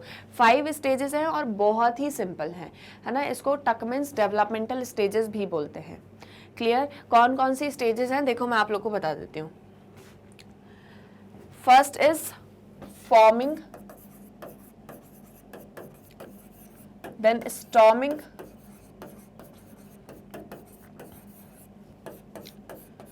norming, performing, adjourning। आप में से जितनों को याद है बहुत अच्छी बात है, ऐसे ही याद रखो, क्वेश्चन वगैरह आ जाते हैं इस पर, ठीक है। ये 5 स्टेजेस हैं। देखो इसमें होता क्या है, सबसे पहले फॉर्मिंग, सबसे पहले ग्रुप फॉर्म होता है। तो हमको पता है कि ग्रुप कैसे फॉर्म होता है, तो 3 चीजें हैं, proximity, similarity, common motives and goals. तो ये 3 चीजों के थ्रू मान लो कोई ग्रुप फॉर्म हो गया। कुछ ऐसे लोग थे जो आपस में बार बार इंटरेक्ट करते थे, उनके बीच में सिमिलैरिटीज भी थी, उनके गोल्स भी सिमिलर थे, तो उन लोगों ने एक ग्रुप फॉर्म कर लिया। अब ग्रुप फॉर्म तो हो गया, लेकिन ग्रुप के जब ग्रुप फॉर्म हो जाएगा तो फर्स्ट स्टेज होगी कि ग्रुप फॉर्म हो गया।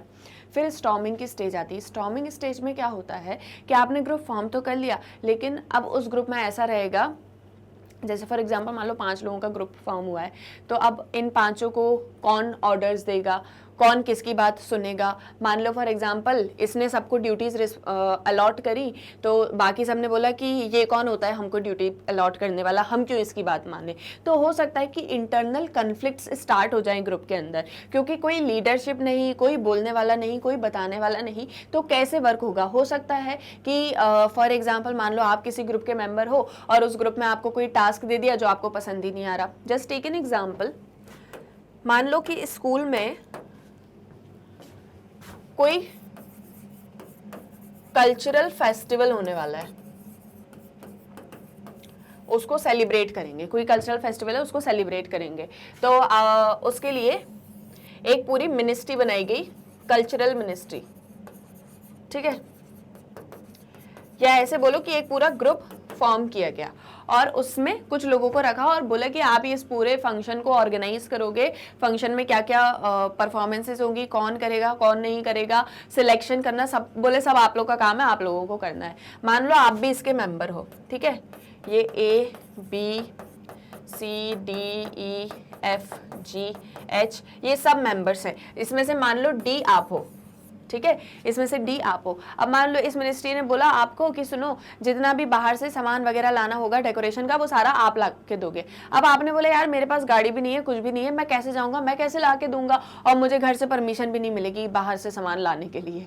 ठीक है, मान लो इस तरीके से जो है आपको देती, तो आप भी सबसे झगड़ा करने लग जाओगे, आप बोलोगे मुझे नहीं करना, मैं क्यों इन लोगों की बात सुनूं, मुझे नहीं जो है सारा सामान ला के देना, आप किसी और पर्सन को बोल दो। ठीक है, तो ऐसे क्या होता है ना, ग्रुप में स्टॉर्मिंग, लड़ाई, कन्फ्लिक्ट्स वगैरह स्टार्ट हो जाते हैं। तो आप बोले कि अगर कन्फ्लिक्ट्स होंगे तो ऐसे तो हम लोग फेस्टिवल सेलिब्रेट कर ही नहीं पाएंगे, तो एक काम करते हैं, कुछ रूल्स रेगुलेशंस बना लेते हैं, कुछ नॉर्म्स बना लेते हैं, उनको सब फॉलो करेंगे, जिसे थर्ड स्टेज बोलते हैं नॉर्मिंग। नॉर्म्स का मतलब क्या होता है, अनरिटन रूल्स, जो कहीं लिखे नहीं है बट कुछ रूल्स हैं जो सबको फॉलो करने हैं। तो हम क्या करते हैं, कुछ नॉर्म्स बना लेते हैं अपने ग्रुप के लिए। हम बोलते हैं सुनो एक काम करते हैं, इस ग्रुप के अंदर जो सबसे पावरफुल होगा या जो सबसे स्मार्ट होगा, इंटेलिजेंट होगा और ऑलराउंडर होगा और जिसकी बात सभी सुनते होंगे, हम उसको लीडर बना देंगे। मान लो इनमें से जो ए पर्सन है उसकी बात सब मानते हैं, तो इसको हमने लीडर बना दिया, सबने मिलके बनाया। ठीक है, और अब यहाँ पर हम यूनिटी के साथ में मिलके काम करने लग जाएंगे, बोलेंगे सुनो लड़ाई झगड़ा करने से कुछ होगा नहीं, एक काम करते हैं, एक पूरा ऑर्डर बना लेते हैं कौन क्या क्या काम करेगा, और सबको देखो थोड़ा थोड़ा तो करना ही पड़ेगा क्योंकि हम लोग इस ग्रुप के पार्ट हैं। ठीक है, तो ऐसे करके आप लोग ने आपस में बात करके आप लोगों के कन्फ्लिक्ट्स वगैरह को खत्म करा और नॉर्म्स बना लिए कि जैसे ये हमारा लीडर होगा, ये काम सबको करना होगा, कोई एक दूसरे के काम में इंटरफेयर नहीं करेगा, कोई किसी को ब्लेम नहीं करेगा, अगर किसी तरह का कन्फ्लिक्ट होगा तो बैठ के उसको रिजॉल्व किया जाएगा, कोई किसी को कोई गलत बात नहीं बोलेगा। तो इस तरह से करके हमने कुछ नॉर्म्स वगैरह बना ली कि सुनो अब शांति से बैठ के जो है हमको इस तरीके से काम करना है। अब नॉर्म्स वगैरह बन गए, सबने उसको मान लिया, तो नेक्स्ट स्टेज आएगी परफॉर्मिंग। परफॉर्मिंग स्टेज क्या है, जहां पर आप जिस चीज के लिए आपने ग्रुप बनाया आप वो काम करना स्टार्ट कर दो। तो जैसे आप लोग ने क्यों बनाया था, कल्चरल फेस्टिवल सेलिब्रेट करने के लिए, तो अब उस चीज पर काम करना स्टार्ट कर दो। क्या क्या परफॉर्मेंसेज होंगी, प्रैक्टिस करना, सेशंस करना, वो सब स्टार्ट कर दो, डेकोरेशन वगैरह सब कुछ स्टार्ट कर दो। सो दैट इज परफॉर्मिंग स्टेज। और जिस दिन फेस्टिवल था उस दिन वो फेस्टिवल हो भी गया, सेलिब्रेट हो गया, सब कुछ हो गया। दैट मीन्स जिस चीज़ के लिए ग्रुप फॉर्म हुआ था अब उसका एजेंडा या अब वो वर्क जो है वो फुलफिल हो चुका है, अब वो टास्क हमारा फुलफिल हो चुका है। मतलब ग्रुप का जो गोल था, जिस गोल या मोटिव के साथ में ग्रुप फॉर्म किया गया था वो फुलफिल हो चुका है। तो लास्ट स्टेज क्या आती है, एडजर्निंग, कि अब जो है ये ग्रुप को खत्म करो, डिसॉल्व करो। अब हम लोग आपस में किसी तरह से कोई ग्रुप का पार्ट नहीं है। अगर हमको लगता है तो बाद में हम लोग हाय हेलो सब करते रहेंगे, लेकिन अभी हम लोग ग्रुप का पार्ट नहीं है, सो अब इस ग्रुप को खत्म कर दो। तो ये जो ग्रुप बना था अब इसको पूरा खत्म कर दिया जाएगा। अब कोई किसी की बात नहीं सुनेगा, कोई कुछ नहीं होगा। ठीक है, सब अपनी अपनी पढ़ाई करेंगे, सब अपना अपना काम करेंगे। क्लियर? तो दैट इज एडजर्निंग, मतलब अब ग्रुप खत्म हो गया है। So these are the 5 developmental stages of Tuckman. समझ में आ गया? ठीक है, अब देखो इसमें एक और चीज होती है, इसमें वो बोलते हैं कि जरूरी नहीं है कि कोई भी ग्रुप इन 5 स्टेजेस से पास हो। ठीक है, जरूरी नहीं है कि हर एक ग्रुप में सारी स्टेजेस आए, कहीं पर कोई स्टेज आ भी सकती है, कहीं पर नहीं भी आ सकती है। जैसे स्टॉर्मिंग स्टेज है, तो जरूरी नहीं ना कि स्टॉर्मिंग स्टेज हर एक ग्रुप के अंदर आए। अब जैसे मान लो आपके फ्रेंड्स का ग्रुप अगर फॉर्म होगा तो क्या उसमें कन्फ्लिक्ट्स होंगे? नहीं होंगे। आप लोग ने मिलके आपस में अपना एक ग्रुप बनाया है, तो कन्फ्लिक्ट्स क्यों होंगे? और फ्रेंड्स हैं तो किसी तरह के रूल्स वगैरह बनाने की कोई जरूरत नहीं है ना। तो हो सकता है ये दोनों स्टेजेस ना आए। ठीक है, मान लो कोई ग्रुप बना है उसमें एडजर्निंग स्टेज ना आए, मतलब हमने उस ग्रुप को हमेशा के लिए बना के रख दिया, अब हम उसको खत्म ही नहीं कर रहे हैं कि अब हम लोग इस ग्रुप के पार्ट रहेंगे, भले ही इनफॉर्मल तरीके से रहेंगे लेकिन रहेंगे। तो जरूरी नहीं है कि हर ग्रुप में ये सारी स्टेजेस आए, बट टकमैन ने ये स्टेजेस बताई थी and these are very important. Is that clear? ठीक है, तो ये अगर क्वेश्चन आता है तो आपको इसका पूरा आंसर अच्छे से लिखना होगा, यहाँ पर जैसे लिखा हुआ है। ठीक है, मैं एक बार रीड करके बता देती हूँ, कहीं पर कोई डाउट आएगा तो आप लोग मुझे बोलोगे कमेंट सेक्शंस में। ठीक है, देखो, टकमैन suggested that groups pass through 5 developmental sequences and these are as follows. Number 1, forming. When group members meet for first time, a kind of uncertainty is created for achieving group's goals. So people try to know each other and assess whether they will fit in or not. So there is excitement as well as apprehensions, and this stage is called forming stage. क्या होगा, जब group members आपस में पहली बार एक दूसरे से मिलेंगे या अलग अलग लोग आपस में एक दूसरे से पहली बार मिलेंगे तो एक काइंड ऑफ अनसर्टेनिटी भी होगी, है ना, कि हम लोग अपने गोल्स को अचीव कर पाएंगे या नहीं। तो बार बार एक दूसरे से इंटरेक्शन करेंगे, बार बार एक दूसरे से मिलेंगे कि क्या हम लोग साथ में आपस में काम कर भी सकते हैं या नहीं कर सकते हैं। तो वो पूरा प्रॉक्सिमिटी, सिमिलैरिटी, ये सारी चीज़ें होंगी और इसमें एक्साइटमेंट भी होगा, एप्रहेंशन भी होगा, लेकिन फाइनली फिर लास्ट में जाके हम लोग एक ग्रुप फॉर्म कर ही लेंगे। So this is the first stage, that is known as what, forming stage. Second is storming. So after forming a stage, there is a stage of intergroup conflict and which is referred to as storming. So in this stage, there is conflict among members about target, process, performance, control and resources. So when this stage is complete, some sort of hierarchy of leadership in the group develops. तो जब forming stage हो गई तो next stage आएगी storming की, जिसमें intergroup conflicts वगैरह होंगे, मेंबर्स के बीच में भी कन्फ्लिक्ट होंगे कि टारगेट हम कितने टाइम में अचीव कर सकते हैं, कितना टाइम हमको लगेगा, कोई बोल रहा है जल्दी करो, कोई बोल रहा है देर लगेगी, प्रोसेस क्या होगा, कैसे सब परफॉर्म करेंगे, कौन कंट्रोल करेगा चीज़ों को, हमारे पास कितने रिसोर्सेज हैं सारा काम करने के लिए, तो कन्फ्लिक्ट्स वगैरह होंगे। लेकिन फिर धीरे धीरे करके जो है एक हायरार्की ऑफ लीडरशिप हम बना लेंगे कि क्या काम कैसे होना है एंड अल्टीमेटली स्टॉर्मिंग स्टेज भी कंप्लीट हो जाएगी. Next is norming. So the storming stage is followed by another stage known as norming. Group members by this time develop norms related to group behavior and this leads to development of a positive group identity. Groups क्या करेंगे या group members जो हैं वो कुछ norms develop कर लेंगे group behaviour के लिए और इससे एक पॉजिटिव ग्रुप आइडेंटिटी क्रिएट हो जाएगी. Next is performing. So by this stage the structure of the group has evolved and is accepted by group members. So the group moves towards achieving the group goal. Like for some groups this may be the last stage of group development. अब क्या होगा, एक group structure form हो जाएगा और सब अपना अपना वर्क करना स्टार्ट कर देंगे, अपने गोल को अचीव करने के लिए काम करना शुरू कर देंगे. कुछ कुछ ग्रुप्स के लिए ये लास्ट स्टेज होगी ग्रुप डेवलपमेंट की, क्योंकि मैंने आपको बताया कि कभी कभी एडजर्निंग स्टेज नहीं आती है ना, तो कुछ ग्रुप्स के लिए हो सकता है ये लास्ट स्टेज हो, but there is another stage that is known as what, adjourning. Clear? अब एडजर्निंग में क्या होता है देखो.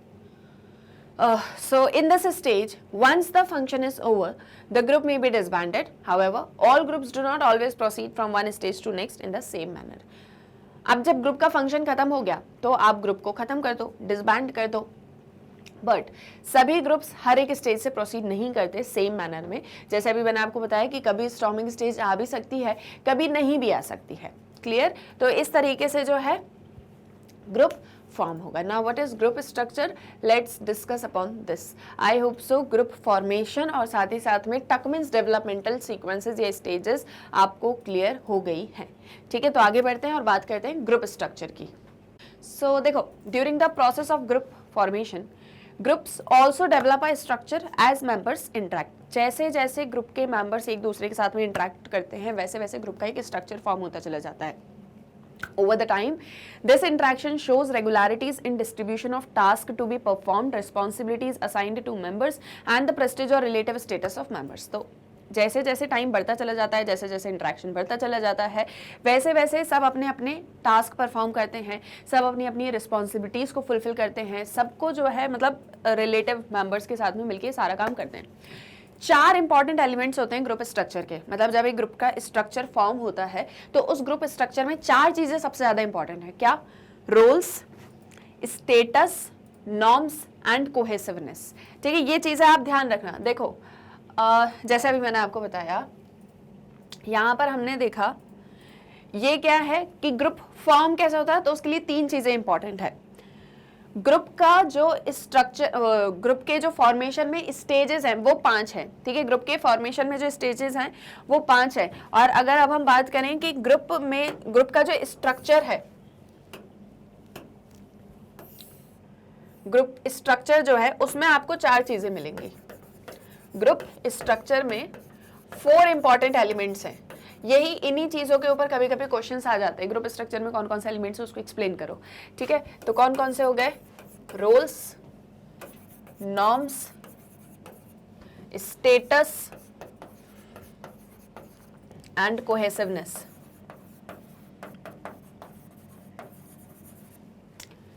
क्लियर? तो ये सब ना ऐसे याद रखना, चाहे इस तरीके से फ्लो चार्ट्स वगैरह बना बना के, पॉइंट्स बना बना के, लेकिन ये सारी चीज़ों को ध्यान रखना। रोल्स आप लोग जानते हो कि सबके अपने अपने रोल्स होंगे, सबको अपना अपना टास्क दिया जाएगा, उनको परफॉर्म करना है। कहीं ना कहीं रोल्स जो होते हैं वो सोशली डिफाइंड एक्सपेक्टेशंस होती हैं जो इंडिविजुअल्स को दिए जाते हैं किसी गिवन सिचुएशन में, ताकि वो फुलफिल कर सकें एक टिपिकल बिहेवियर जो एक पर्सन को डिपिक्ट करता है। तो हर एक इंडिविजुअल को कुछ ना कुछ रोल प्ले करना है। अब जैसे एक एग्जाम्पल ले लो, एज अ डॉटर और एज अ सन और एज अ स्टूडेंट आपके अपने अपने रोल्स हैं। अगर आप स्टूडेंट हो तो आपका पढ़ाई करने का काम है, आप बच्चे हो तो आपको एल्डर्स की रिस्पेक्ट करना भी आपका एक तरीके का रोल है ना। उनकी बात मानना, उनको उनके लिए रिस्पॉन्सिबल रहना, अपनी स्टडीज़ के लिए रिस्पॉन्सिबल रहना, ये सब आपके काम है।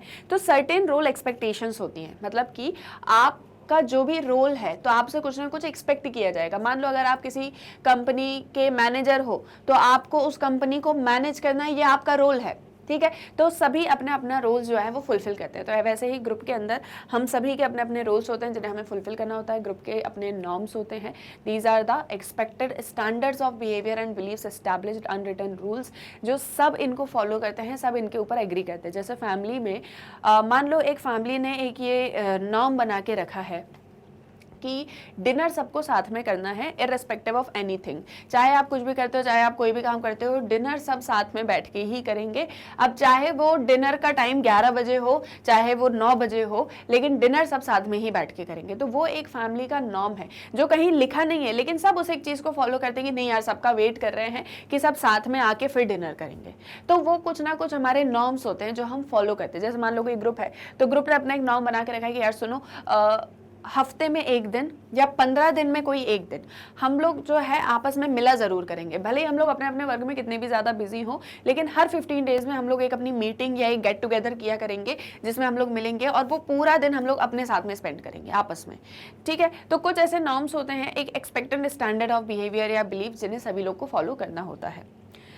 नेक्स्ट इज स्टेटस, आप बहुत अच्छे से जानते हैं। इसमें क्या है, relative social position given to group members by others. ये पोजीशन या ये जो स्टेटस होता है ये एस्क्राइब्ड होता है। एस्क्राइब्ड क्या मतलब, आपको या तो आपकी सीनियरिटी के बेसिस पर दिया गया हो या अचीव्ड, यानी आप उस चीज़ के लिए आपने हार्डवर्क किया इसलिए आपको मिल गया। जैसे मान लो अगर किसी को कैप्टन बनाना है क्रिकेट टीम का तो उसके लिए हायर स्टेटस चाहिए as compared to other members, है ना। मतलब बाकी सब प्लेयर्स से ज़्यादा उसको नॉलेज, ज़्यादा एक्सपीरियंस और ज़्यादा सारी चीज़ें होनी चाहिए, तभी टीम सक्सेसफुल होगी। तो दैट इज़ कि वो कैप्टन का एक्सपर्टाइज, उसका अपना हार्डवर्क, दैट मीन्स कि वो स्टेटस वो अचीव करेगा। मान लो फैमिली के अंदर जो भी डिसीजंस लिए जाते हैं, फैमिली भी एक ग्रुप ही है, फैमिली के अंदर जो डिसीजंस लिए जाते हैं मान लो वो हेड ऑफ द फैमिली ही लेंगे। तो head of the family most of the time जो सबसे एल्डर, सबसे मतलब ऐसे बोलेंगे ना, जो सब में सबसे बड़े होते हैं फैमिली के वही लेते हैं। जैसे फॉर एग्जांपल मान लो आपके यहाँ आपके पापा होंगे या आपके दादा होंगे या आपकी दादी होंगी या आपकी मम्मी होंगी, है ना। तो जो सीनियरिटी के बेसिस पर आपने रख दिया तो वो एस्क्राइब्ड है, ठीक है, कि वो सबसे ज़्यादा बड़े हैं फैमिली में इसलिए उनको मिलना चाहिए, तो एस्क्राइब्ड है। और अचीव्ड कैसे है कि आपके हार्डवर्क के थ्रू अगर आपको मिला है तो, ठीक है। तो ये होता है स्टेटस। तो सभी के ग्रुप मेंबर्स के सभी के सोशल पोजीशन होते हैं, सबके स्टेटस होते हैं। ये एस्क्राइब्ड भी हो सकते हैं, अचीव्ड भी हो सकते हैं। तो इन दोनों में आप ध्यान रखोगे, ठीक है। इस पर भी कभी कभी क्वेश्चन आ जाता है। Next and last is cohesiveness. Cohesiveness का मतलब होता है टुगेदरनेस, काइंड ऑफ यूनिटी जिसमें सब साथ में रहते हैं, है ना। सब साथ में रहेंगे, एक दूसरे के साथ में म्यूचुअल अट्रैक्शन के साथ में रहेंगे। और ग्रुप जितना ज़्यादा कोहेसिव होता है, ग्रुप के मेंबर्स उतना ज़्यादा जो है एक सोशल यूनिट की तरह काम करते हैं कि हम सब साथ में हैं, हमको साथ में ही काम करना है। वो कभी भी इंडिविजुअली किसी चीज़ के बारे में ना ही सोचते हैं, ना ही एक्ट करते हैं, है ना, ना ही थिंक करते हैं, ना ही एक्ट करते हैं, ना ही फील करते हैं। क्योंकि कोहेसिवनेस जब बहुत ज़्यादा होती है ग्रुप में तो वहाँ से ये जो कोहेसिवनेस होती है यही एक सोशल यूनिट की तरह एक ग्रुप को वर्क करवाती है। जो हाईली कोहेसिव ग्रुप होते हैं वहाँ पर ग्रुप में रहने के डिज़ायर ज़्यादा होते हैं as compared to low cohesive group. मतलब जैसे मान लो कोई एक ग्रुप है जिसमें कोहेसिवनेस बहुत ज़्यादा है, सब आपस में एक दूसरे के साथ में मतलब म्यूचुअल इंटरेक्शन बहुत ज़्यादा है, तो ऐसे लोग ग्रुप्स में हमेशा रहना चाहेंगे। लेकिन कोई ऐसा ग्रुप है जिसमें यूनिटी इंटरेक्शन बहुत ज़्यादा नहीं है, तो वहाँ पर लोगों को इतनी ज़्यादा डिज़ायर नहीं होती कि हमको ग्रुप का पार्ट रहना है। क्लियर। तो कोहेसिवनेस होना भी एक बहुत ज़्यादा ज़रूरी है। जितना ज़्यादा कोहेसिव एक ग्रुप रहेगा ना उतने ही ज़्यादा उस ग्रुप के लिए अच्छा होगा, क्योंकि वो उतने ही अच्छे से अपने जो भी उनका टास्क या जो भी उनका गोल होगा उसको परफॉर्म करेंगे। कोहेसिवनेस का मतलब टीम स्पिरिट या वी फीलिंग होता है, sense of belongingness to the group. Psychologist बोलते हैं कि group think which is a consequence of extreme cohesiveness. अब यहीं से एक टर्म निकल के आता है, दैट इज ग्रुप थिंक। कभी कभी इस पर भी क्वेश्चन आ जाता है एग्जाम में। साइकोलॉजिस्ट बोलते हैं देखो, कोहेसिवनेस का मतलब क्या होता है, एक वी फीलिंग कि हम साथ साथ है वाली, है ना। कोहेसिवनेस का मतलब क्या होता है, वी फीलिंग। तो कितनी वी फीलिंग की जरूरत है, जैसे जस्ट टेक एन एग्जांपल, मान लो आपका कोई फ्रेंड्स का ग्रुप है, आप लोगों के अंदर एक वी फीलिंग है। आप लोग ऐसे हो कि कभी भी किसी को किसी भी तरह की नीड की ज़रूरत होगी तो आप लोग सब आपस में मिलके उसकी हेल्प करोगे। कभी भी किसी भी तरह की कोई प्रॉब्लम आएगी तो आप लोग सब उसमें उस पर्सन के लिए एम्पैथी रखोगे, सिंपैथी नहीं एम्पैथी रखोगे, हमेशा उसके साथ में रहोगे। कभी किसी को एक दूसरे को जज नहीं करोगे, हमेशा हर एक चीज़ साथ साथ करोगे, किसी एक को छोड़ के कभी कोई भी काम नहीं करोगे, है ना। तो that is a kind of group feeling, एक वी फीलिंग जो सभी के अंदर होती है, कोहेसिवनेस। तो इतना वी फीलिंग होना अच्छा है। अगर ये लो होता है तो कोहेसिवनेस भी कम रहेगा। लो इन द सेंस कि जैसे मान लो किसी के साथ में कोई प्रॉब्लम आ गई तो आप बोलने लग जाओ कि यार अब हम क्या कर सकते हैं उसमें, वो तो उसकी पर्सनल प्रॉब्लम है, हम कैसे उसको सॉर्ट आउट कर सकते हैं, है ना, हम इसमें कोई हेल्प नहीं कर पाएंगे। तो दैट मीन्स कि कोहेसिवनेस बड़ा ही कम है। कोहेसिवनेस जब बहुत ही कम होता है तो ज्यादा आप ग्रुप का पार्ट रहने का डिजायर नहीं रखते हो, है ना। तो लो कोहेसिवनेस में ऐसा हो गया कि अरे यार अब उसकी प्रॉब्लम है, हम क्या कर सकते हैं, हम उसकी क्या ही हेल्प करेंगे। और या फिर जैसे फॉर एग्जाम्पल मान लो कोई पर्सन है वो बहुत ही ज्यादा खुश है क्योंकि उसका रिजल्ट बहुत अच्छा आया है, तो आप बोलोगे कि हाँ ये तो कुछ ज्यादा ही ओवर रिएक्ट करता है, हमको तो इससे ज्यादा इतना कुछ है नहीं। तो दैट इज की कोहेसिवनेस कम है। तो देखो कोहेसिवनेस अब अगर एक्सट्रीम लेवल हो गया, कोहेसिवनेस अगर एक्सट्रीम लेवल हो गया, एक्सट्रीम लेवल कैसा कि अगर किसी पर्सन को, जस्ट टेक एन एग्जांपल, आपका ग्रुप है, आपके ग्रुप में आपका नहीं, मान लो किसी पर्सन का ग्रुप है, कुछ लोगों का ग्रुप है, उस ग्रुप में मान लो किसी को ऐसा होता है कि उसको कोई प्रॉब्लम हो गई है और हार्ट ट्रांसप्लांट की ज़रूरत है, तो आपने बोला कि मेरा हार्ट ले लो।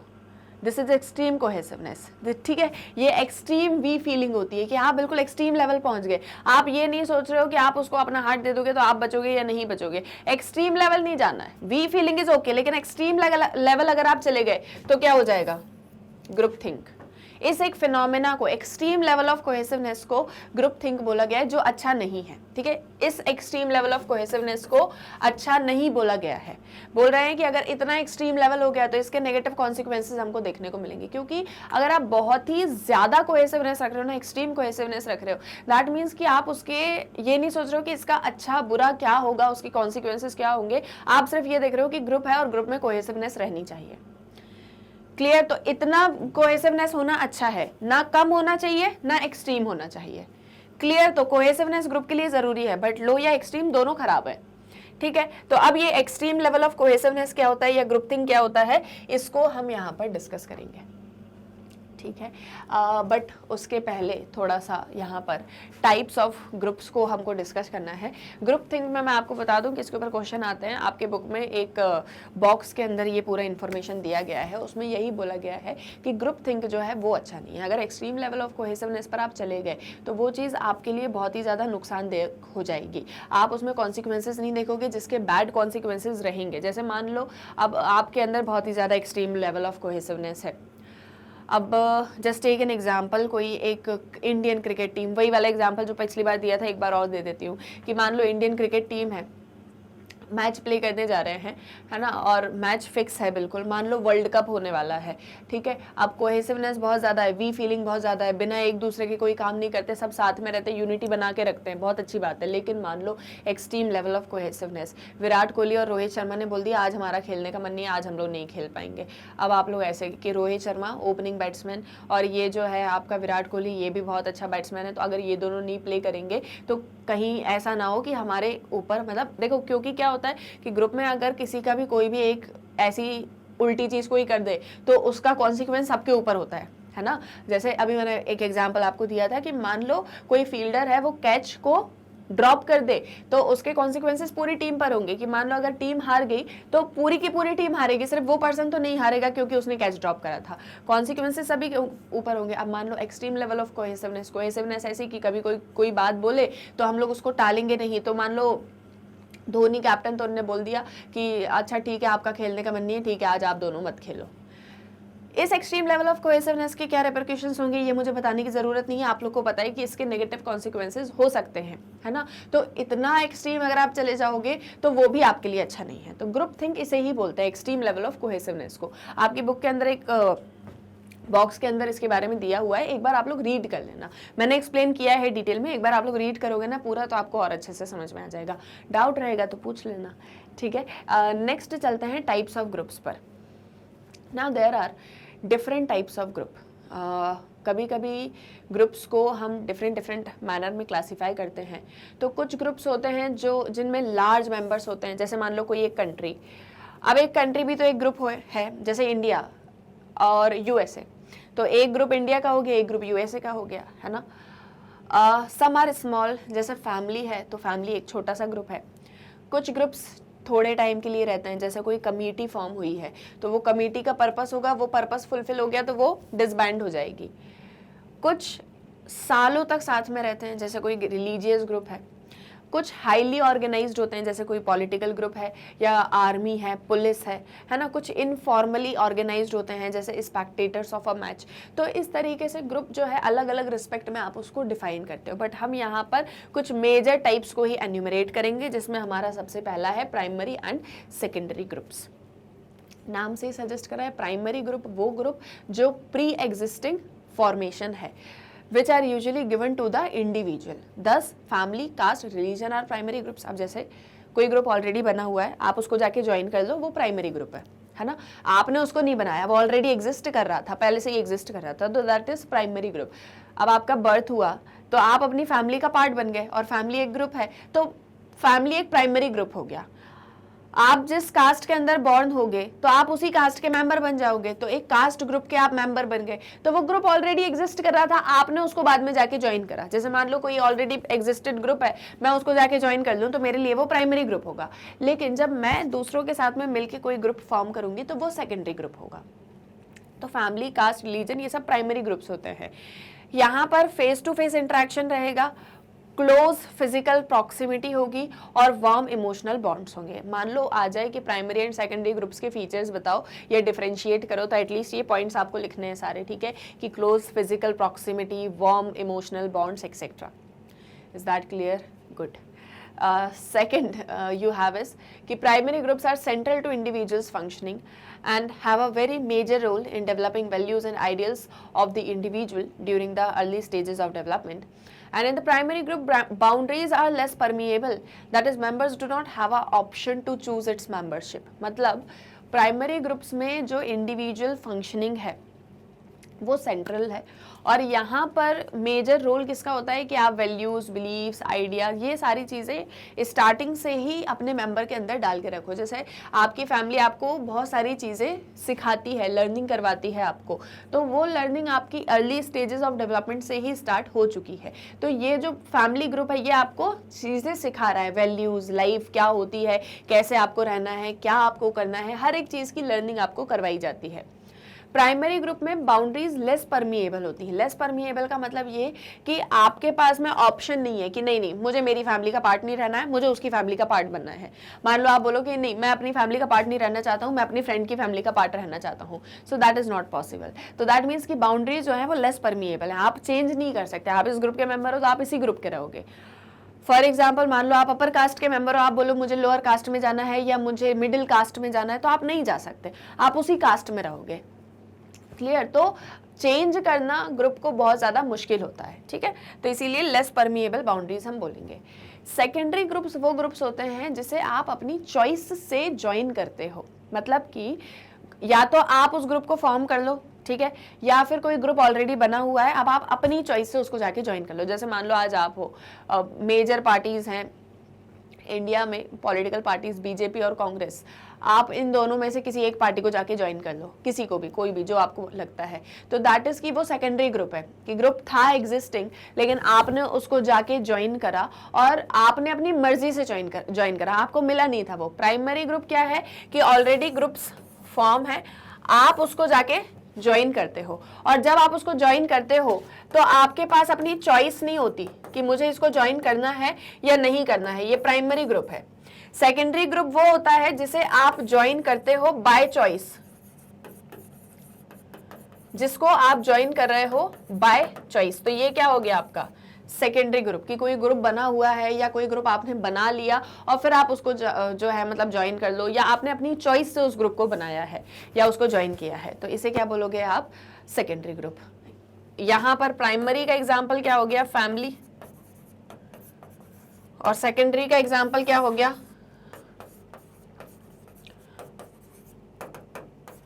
Political party. क्लियर, समझ में आ रहा है। Secondary groups are those membership of political party is an example. देखो, now secondary groups are those where relationships among members are more impersonal, indirect, less frequent. यहाँ पर जो आपकी membership रहेगी वो बहुत ज़्यादा मतलब ऐसे पर्सनल काइंड ऑफ नहीं रहेगी, इम्पर्सनल। जैसे हमको दिख रहा था कि प्राइमरी ग्रुप में बहुत ही इमोशनल रिलेशनशिप है, यहाँ पर ये सब नहीं होता, इनडायरेक्ट रिलेशनशिप है और बहुत ज़्यादा मिलना जुलना होता नहीं है, लेस फ्रीक्वेंट है। सेकेंडरी ग्रुप्स को ज्वाइन करना और उन्हें छोड़ना बहुत ही ईजी होता है, आप चाहो तो ज्वाइन करो, आप चाहो तो बाद में छोड़ भी दो। प्राइमरी ग्रुप्स में ऐसा नहीं होता। ये डिफरेंस के पॉइंट्स याद रखना, डिफरेंसेस बना के रखना, ठीक है। एक साइड लिखना ऐसे प्राइमरी ग्रुप, ठीक है, यहाँ पे लिखना प्राइमरी ग्रुप, यहाँ पर लिखना सेकेंडरी ग्रुप, ठीक है।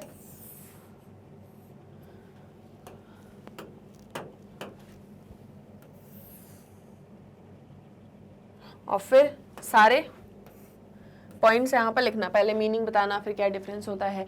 यहाँ पे इमोशनल बॉन्ड है, वहाँ पर इम्पर्सनल है, यहाँ पर लेस फ्रीक्वेंट है, मतलब फ्रीक्वेंट रिलेशनशिप्स या फ्रीक्वेंट मीटिंग्स, वहाँ पर उतना ज़्यादा नहीं है। यहाँ पर आप देखोगे एग्जाम्पल फैमिली, वहाँ पर लिखोगे पॉलिटिकल पार्टी। तो ऐसे करके डिफरेंस बना के रखना, ठीक है। क्वेश्चन पूछ लिए जाते हैं इसके ऊपर भी 2 मार्क्स में या 3 मार्क्स में, ठीक है, तो इसको ध्यान रखना है। So that is about secondary groups and easy to join, easy to leave. Next you have is formal and informal groups. अब फॉर्मल और इनफॉर्मल ग्रुप्स क्या होते हैं इसे देखो। तो देखो, फॉर्मल ग्रुप्स वो ग्रुप्स होते हैं जो कुछ रूल्स रेगुलेशंस के थ्रू वर्क कर रहे हैं। इनफॉर्मल ग्रुप्स वो ग्रुप्स होते हैं जहाँ पर कोई रूल्स रेगुलेशंस नहीं है। फॉर्मल का आप एग्जाम्पल ले लो, यूनिवर्सिटी या आपका स्कूल।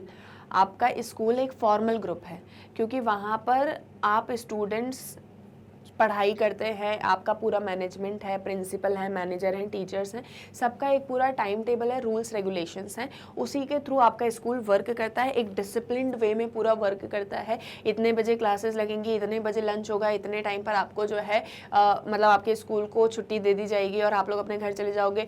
जो स्टूडेंट्स बस से जाते हैं वो बस से ही जाएंगे। कोई टीचर किसी स्टूडेंट को किसी भी तरीके से कोई मतलब क्या बोलेंगे उसको, हार्म नहीं पहुंचा सकते हैं या उनके साथ में किसी भी तरीके से उनको ऐसे बोले ना मार वार नहीं सकते हैं। स्टूडेंट्स कभी किसी टीचर को डिसरिस्पेक्ट नहीं करेंगे, किसी भी गलत तरीके से नहीं बोलेंगे, किसी को कभी कोई हार्म नहीं पहुंचाएंगे, स्कूल प्रॉपर्टी को कोई हार्म नहीं पहुंचाएंगे, है ना। और आपको इतनी फीस देना तभी आपका एडमिशन होगा। ऐसा तो नहीं है ना कि बस आप लोग स्कूल जाते हो, मन होता है तो किसी भी क्लास में जाके बैठ जाते हो, ऐसा कुछ तो नहीं होता। तो एक रूल्स रेगुलेशंस के थ्रू सारा काम हो रहा है, इसे बोलते हैं फॉर्मल ग्रुप, ठीक है। इनफॉर्मल में आप कोई एग्जांपल ले लो, जैसे यहाँ पर दिया है, ये तो इन ग्रुप आउट ग्रुप है। एंड इनफॉर्मल ग्रुप्स जहाँ पर रूल्स रेगुलेशंस नहीं है, क्लोज रिलेशनशिप है मेंबर्स के बीच में। एग्जांपल ले लो पीयर ग्रुप। आपके अपने फ्रेंड्स का ग्रुप होता है ना, उसमें कोई रूल्स रेगुलेशंस होते हैं क्या? नहीं होते हैं। जैसे आपको जिस तरीके से उनके साथ में रहना है आप उस तरीके से करते हो, ठीक है। तो that is formal and informal groups. मैं एक बार रीड करके बता दे रही हूँ तो आपको और अच्छे से क्लियर हो जाएगा। So the formation of formal group is based on some specific rules or laws and members have definite rules. There are a set of norms which help in establishing order. तो सबके अपने अपने rules हैं, सब rules and regulations को भी follow कर रहे हैं और नॉर्म्स भी बने हुए हैं जिसकी वजह से एक ऑर्डर बना हुआ है। यूनिवर्सिटी इसका एक एग्जाम्पल है। The functions of a formal group are explicitly stated in the case of an office organization. अगर कोई एक ऑफिस ऑर्गेनाइजेशन है या ऑफिस है, कोई कंपनी है, स्कूल है, यूनिवर्सिटी है, तो सबके फंक्शंस जो है ना वो बिल्कुल क्लियरली बता दिए जाएंगे कि आपको क्या क्या काम करना है। जैसे अभी मैंने आपको स्कूल का एक एग्जांपल दिया, तो सभी के फंक्शंस वगैरह एक्सप्लिसिटली स्टेटेड है। The formation of informal groups is not based on rules or laws and there is a close relationship among members. Informal group में कोई रूल्स रेगुलेशंस नहीं और सभी के बीच में एक क्लोज रिलेशनशिप हमको देखने को मिलती है। Next you have is in group and out group. देखो बहुत अच्छे से इसको समझ सकते हैं। जस्ट सपोज ये दो ग्रुप हैं, this is group A, this is group B. आप एक्स हो, ठीक है, आप कौन हो, एक्स हो, आप इसके मेंबर हो, आप इस ग्रुप के मेंबर हो, इसके नहीं हो, है ना, आप इसके मेंबर नहीं हो, इस ग्रुप के मेंबर हो। तो जिस ग्रुप के मेंबर आप हो वो ग्रुप आपके लिए हो गया इन ग्रुप, इस ग्रुप के पार्ट आप हो ना, इन ग्रुप। जिस ग्रुप के आप मेंबर नहीं हो वो कौन सा हो गया, आउट ग्रुप। एग्जाम्पल, आप जिस स्कूल में पढ़ते हो वो स्कूल आपके लिए इन ग्रुप है और कोई दूसरा स्कूल जिसमें आप नहीं जाते हो वो आपके लिए आउट ग्रुप है। आपको अपना स्कूल अच्छा लगेगा या दूसरे वाले का, अभी जोक्स अपार्ट, अपना ही अच्छा लगेगा, है ना, अपने स्कूल को ही हम आगे बढ़ाना चाहेंगे क्योंकि हम उस स्कूल में पढ़ते हैं तो हम चाहेंगे कि हमारे स्कूल को हम प्राउड फील करवाएं, हम अच्छे रिजल्ट्स लाएं, हमारे स्कूल का नाम हो और ये सारी चीज़ें, ठीक है। तो हम हमेशा इन ग्रुप को अच्छा समझते हैं और आउट ग्रुप के टूवर्ड्स हम थोड़े से हॉस्टाइल रहते हैं। Clear, that is in group and out group, बहुत सिंपल है। हम जब इन ग्रुप की बात करते हैं तो हम किस तरह से बात करते हैं, वी, आर, एक्सेट्रा। जब हम आउट ग्रुप की बात करते हैं तो दे, देम, इस तरह के वर्ड्स यूज करते हैं। क्लियर, बहुत सिंपल तरीके से समझ सकते हो इसको, ठीक है। चलो ना एक बार अगेन रीड कर देती हूँ, देखो। The term in group refers to one's own group and out group refers to another group. For in-group members, we use the word we, while for out-group members, the word they is used. By using the words we and they, one is categorizing people as similar or different. Is that clear? तो ये होता है in-group and out-group. I hope so आपको clear है. Now, people in the in-group are generally similar, seen favorably and have desirable traits. जो इन group के members होते हैं वो सिमिलर होते हैं, फेवरेबल होते हैं और उनके अपने डिजायरेबल ट्रेट्स होते हैं। आउट ग्रुप के जो मेंबर्स होते हैं वो डिफरेंट होते हैं। So members of the out group are viewed differently and are often perceived negatively in comparison to the in group members. Now perceptions of in group and out group attest are social lives. In some cultures, plurality is celebrated, as in India.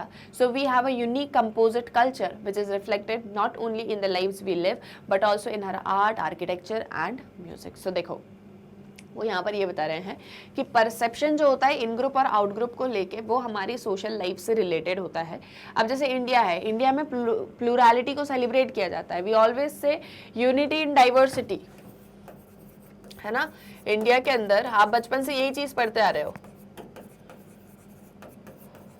कि India में unity in diversity है। Unity in diversity का मतलब क्या, कि हम लोग भले ही कितने डिफरेंट हो, हमारे साथ में कितने सारे रिलीजन, कितनी सारी कास्ट, कितने सारे तरह के लोग, कितनी सारी लैंग्वेज के लोग रहते हैं, बट फिर भी हम सब साथ साथ में रहते हैं। सो इंडिया में प्लूरैलिटी को सेलिब्रेट किया जाता है, हर जगह नहीं किया जाता। अगर आप पाकिस्तान चले जाओ अभी, है ना, वहां पर आपको उतना ड्यू रिस्पेक्ट नहीं है जितना इंडिया के अंदर है। तो दिस इज बिकॉज क्योंकि हम बोलते हैं कि कितने ही रिलीजन हो, कितनी ही कास्ट हो, कितना ही कुछ भी हो, हम सब साथ साथ में, है ना, and that is the unity that India celebrate. तो हमारे यहाँ पर एक यूनिक कंपोजिट कल्चर है जहाँ पर हम सिर्फ लाइव्स को ही नहीं दिखाते हैं बट अपनी आर्ट, आर्किटेक्चर, म्यूजिक, इन सारी चीज़ों को भी रिप्रेजेंट करते हैं। तो इस तरह से हम इन ग्रुप को ज़्यादा इंपॉर्टेंस देते हैं as compared to out group. आपको समझ में आ गया इन ग्रुप आउट ग्रुप? इनमें से या तो कोई एक टाइप पर क्वेश्चन आ जाएगा या तीनों के ऊपर क्वेश्चन आ जाएगा कि explain the major types of groups. Clear? तो वो आपको वहां पर एक्सप्लेन करना है। आई होप सो ये भी यहाँ पर समझ में आ गया। अब नेक्स्ट टॉपिक है influence of group on individual behaviour, जो हमारा मेन है सोशल इन्फ्लुएंस। ठीक है, तो अब देखो ग्रुप्स क्या हैं, ग्रुप्स कैसे फॉर्म हो रहे हैं, कैसे वर्क कर रहे हैं, सब कुछ हमने जान लिया। ग्रुप्स का इन्फ्लुएंस एक इंडिविजुअल के ऊपर कैसे होता है। जैसे मान लो मैं किसी ग्रुप का पार्ट नहीं हूँ या मैं किसी ग्रुप का पार्ट नहीं हूँ, मतलब पार्ट हूँ, लेकिन कोई दूसरा ग्रुप जब मुझे ऑब्जर्व कर रहा होता है तो मेरे बिहेवियर में कैसे चेंजेस आते हैं। या जैसे जस्ट टेक एन एग्जाम्पल, आप किसी न्यू स्कूल में जा रहे हो, वहाँ पर एंटर कर रहे हो, किसी क्लास में जा रहे हो, किसी को नहीं जानते हो, तो वहाँ पर तो अब जो क्लास है, जैसे आप क्लास 12th में आप जाते हो, एंटर करते हो, तो वहाँ पर आपको लगेगा ये सब तो सेम ही लोग हैं, एक ही जैसे हैं, एक पूरा ग्रुप है, मैं यहाँ पर बिल्कुल अलग हूँ। अगर मान लो आपके एंटर करते ही एकदम से वो लोग किसी बात पर बहुत जोर से हंसने लगे तो आपको ऐसा लगेगा कि मेरे ऊपर हंस रहे हैं, शायद होता है ना ये चीज। तो ये इन्फ्लुएंस होता है कभी कभी ग्रुप्स का हमारे बिहेवियर पर। कैसे होता है, क्या होता है, वो अब हम यहाँ पर समझेंगे डिटेल में। ठीक है, देखो Groups are powerful as they are able to influence the behavior of individuals. Two situations to understand the nature and impact of group influence are given below. Groups powerful होते हैं, हमारे बिहेवियर को influence करते हैं. दो situation यहाँ पर दी हुई हैं जिसके थ्रू हम इसको अच्छे से समझ सकते हैं. First is social facilitation, second is social loafing. ठीक है, सोशल फैसिलिटेशन हमने चैप्टर नंबर 6 में पढ़ा था, आपको याद होगा, है ना, कि जब दूसरे प्रेजेंस ऑफ अदर्स, मतलब दूसरों की प्रेजेंस में कैसे हमारी जो एक्टिविटी होती है या हमारी जो परफॉर्मेंस होती है वो अफेक्ट होती है ना. सोशल लोफिंग होती है कि जब आप दूसरों के साथ मिल के काम करते हो. अभी तो ऐसा है कि आप इंडिविजुअली कोई परफॉर्मेंस कर रहे हो और आसपास बहुत सारे लोग प्रेजेंट हैं, तो उसकी वजह से आपकी परफॉर्मेंस पर क्या अफेक्ट पड़ता है, that is social facilitation. Social loafing is कि an individual performing an activity along with others. आप भी एक काम कर रहे हो, आपके साथ में ये 3 लोग और काम कर रहे हैं. ठीक है, सब इंडिविजुअल काम कर रहे हैं लेकिन आपके साथ में ये भी लोग हैं. तो जब साथ में आप किसी के काम करते हो तो उसकी वजह से दूसरों के प्रेजेंस में क्या अफेक्ट पड़ता है, मतलब जब आप किसी के साथ में मिलके काम करते हो तो उससे आपकी परफॉर्मेंस पर क्या अफेक्ट पड़ता है. This is social loafing. ठीक है, दोनों का एज सच एक्सप्लेन किया है, लेकिन एक बार यहाँ पर जल्दी से रिवाइज कर देते हैं कि सोशल फैसिलिटेशन क्या होता है एंड सोशल लोफिंग क्या होता है. सो देखो, an individual performing an activity alone in the presence of others is social facilitation. And an individual performing an activity along with others as a part of a larger group, that is social loafing. Now social facilitation we have already discussed कि जैसे for example मान लो आप कभी कोई stage performance कर रहे हो अकेले, ठीक है, सोलो परफॉर्मेंस कर रहे हो और ऑडियंस बैठी हुई है. जैसे ही आप परफॉर्मेंस देने के लिए स्टेज पर जाते हो सब आपको चीयर करने लग जाते हैं, तो आपकी परफॉर्मेंस और ज़्यादा अच्छी हो जाती है. लेकिन जैसे ही आप जाते हो और आप सबकी तरफ देखते हो, सब आपस में बात कर रहे हैं, कोई आपके ऊपर ध्यान नहीं दे रहा है, तो उसकी वजह से कहीं ना कहीं आपका कॉन्फिडेंस, आपका मॉरल थोड़ा सा डाउन हो जाएगा और आपकी परफॉर्मेंस अफेक्ट हो जाएगी.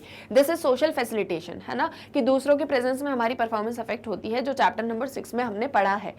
चैप्टर 7 में हमको सोशल लोफिंग पढ़ना है. सोशल लोफिंग का मतलब ये कि जब आप किसी ग्रुप का पार्ट होकर फिर परफॉर्म करते हो और दूसरे प्रेजेंट होते हैं, तो उसकी वजह से आपकी परफॉर्मेंस पर क्या अफेक्ट पड़ता है या आपके बिहेवियर पर क्या अफेक्ट पड़ता है. मान लो आप कोई ग्रुप परफॉर्मेंस दे रहे हो स्टेज पर, तो आपकी परफॉर्मेंस पर क्या अफेक्ट पड़ेगा, क्योंकि आपके साथ में और भी लोग प्रेजेंट हैं. Clear? So that is social loafing. So social loafing is a reduction in individual effort when working on a collective task, that is one in which outputs are combined with those of other group members, and such situations give opportunities to group members to relax and become a free rider. इसका मतलब क्या है?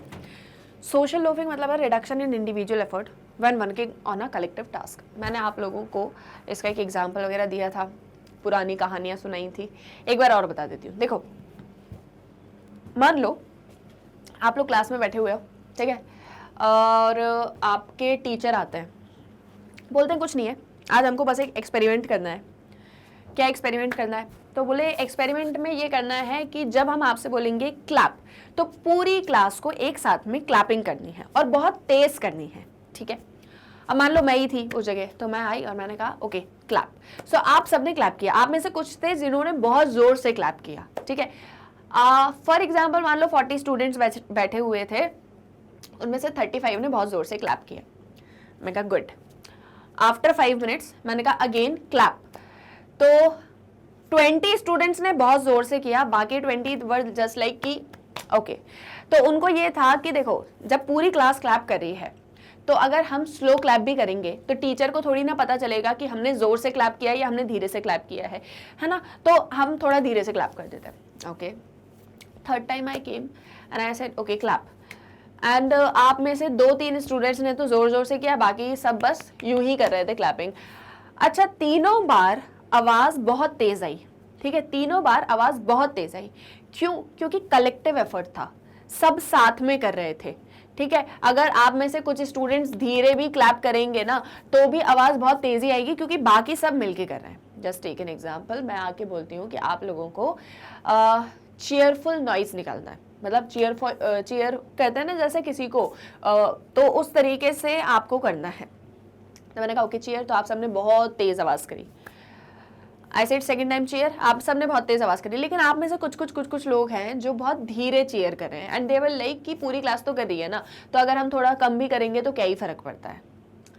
Is that clear? आ रहा है आपको समझ में?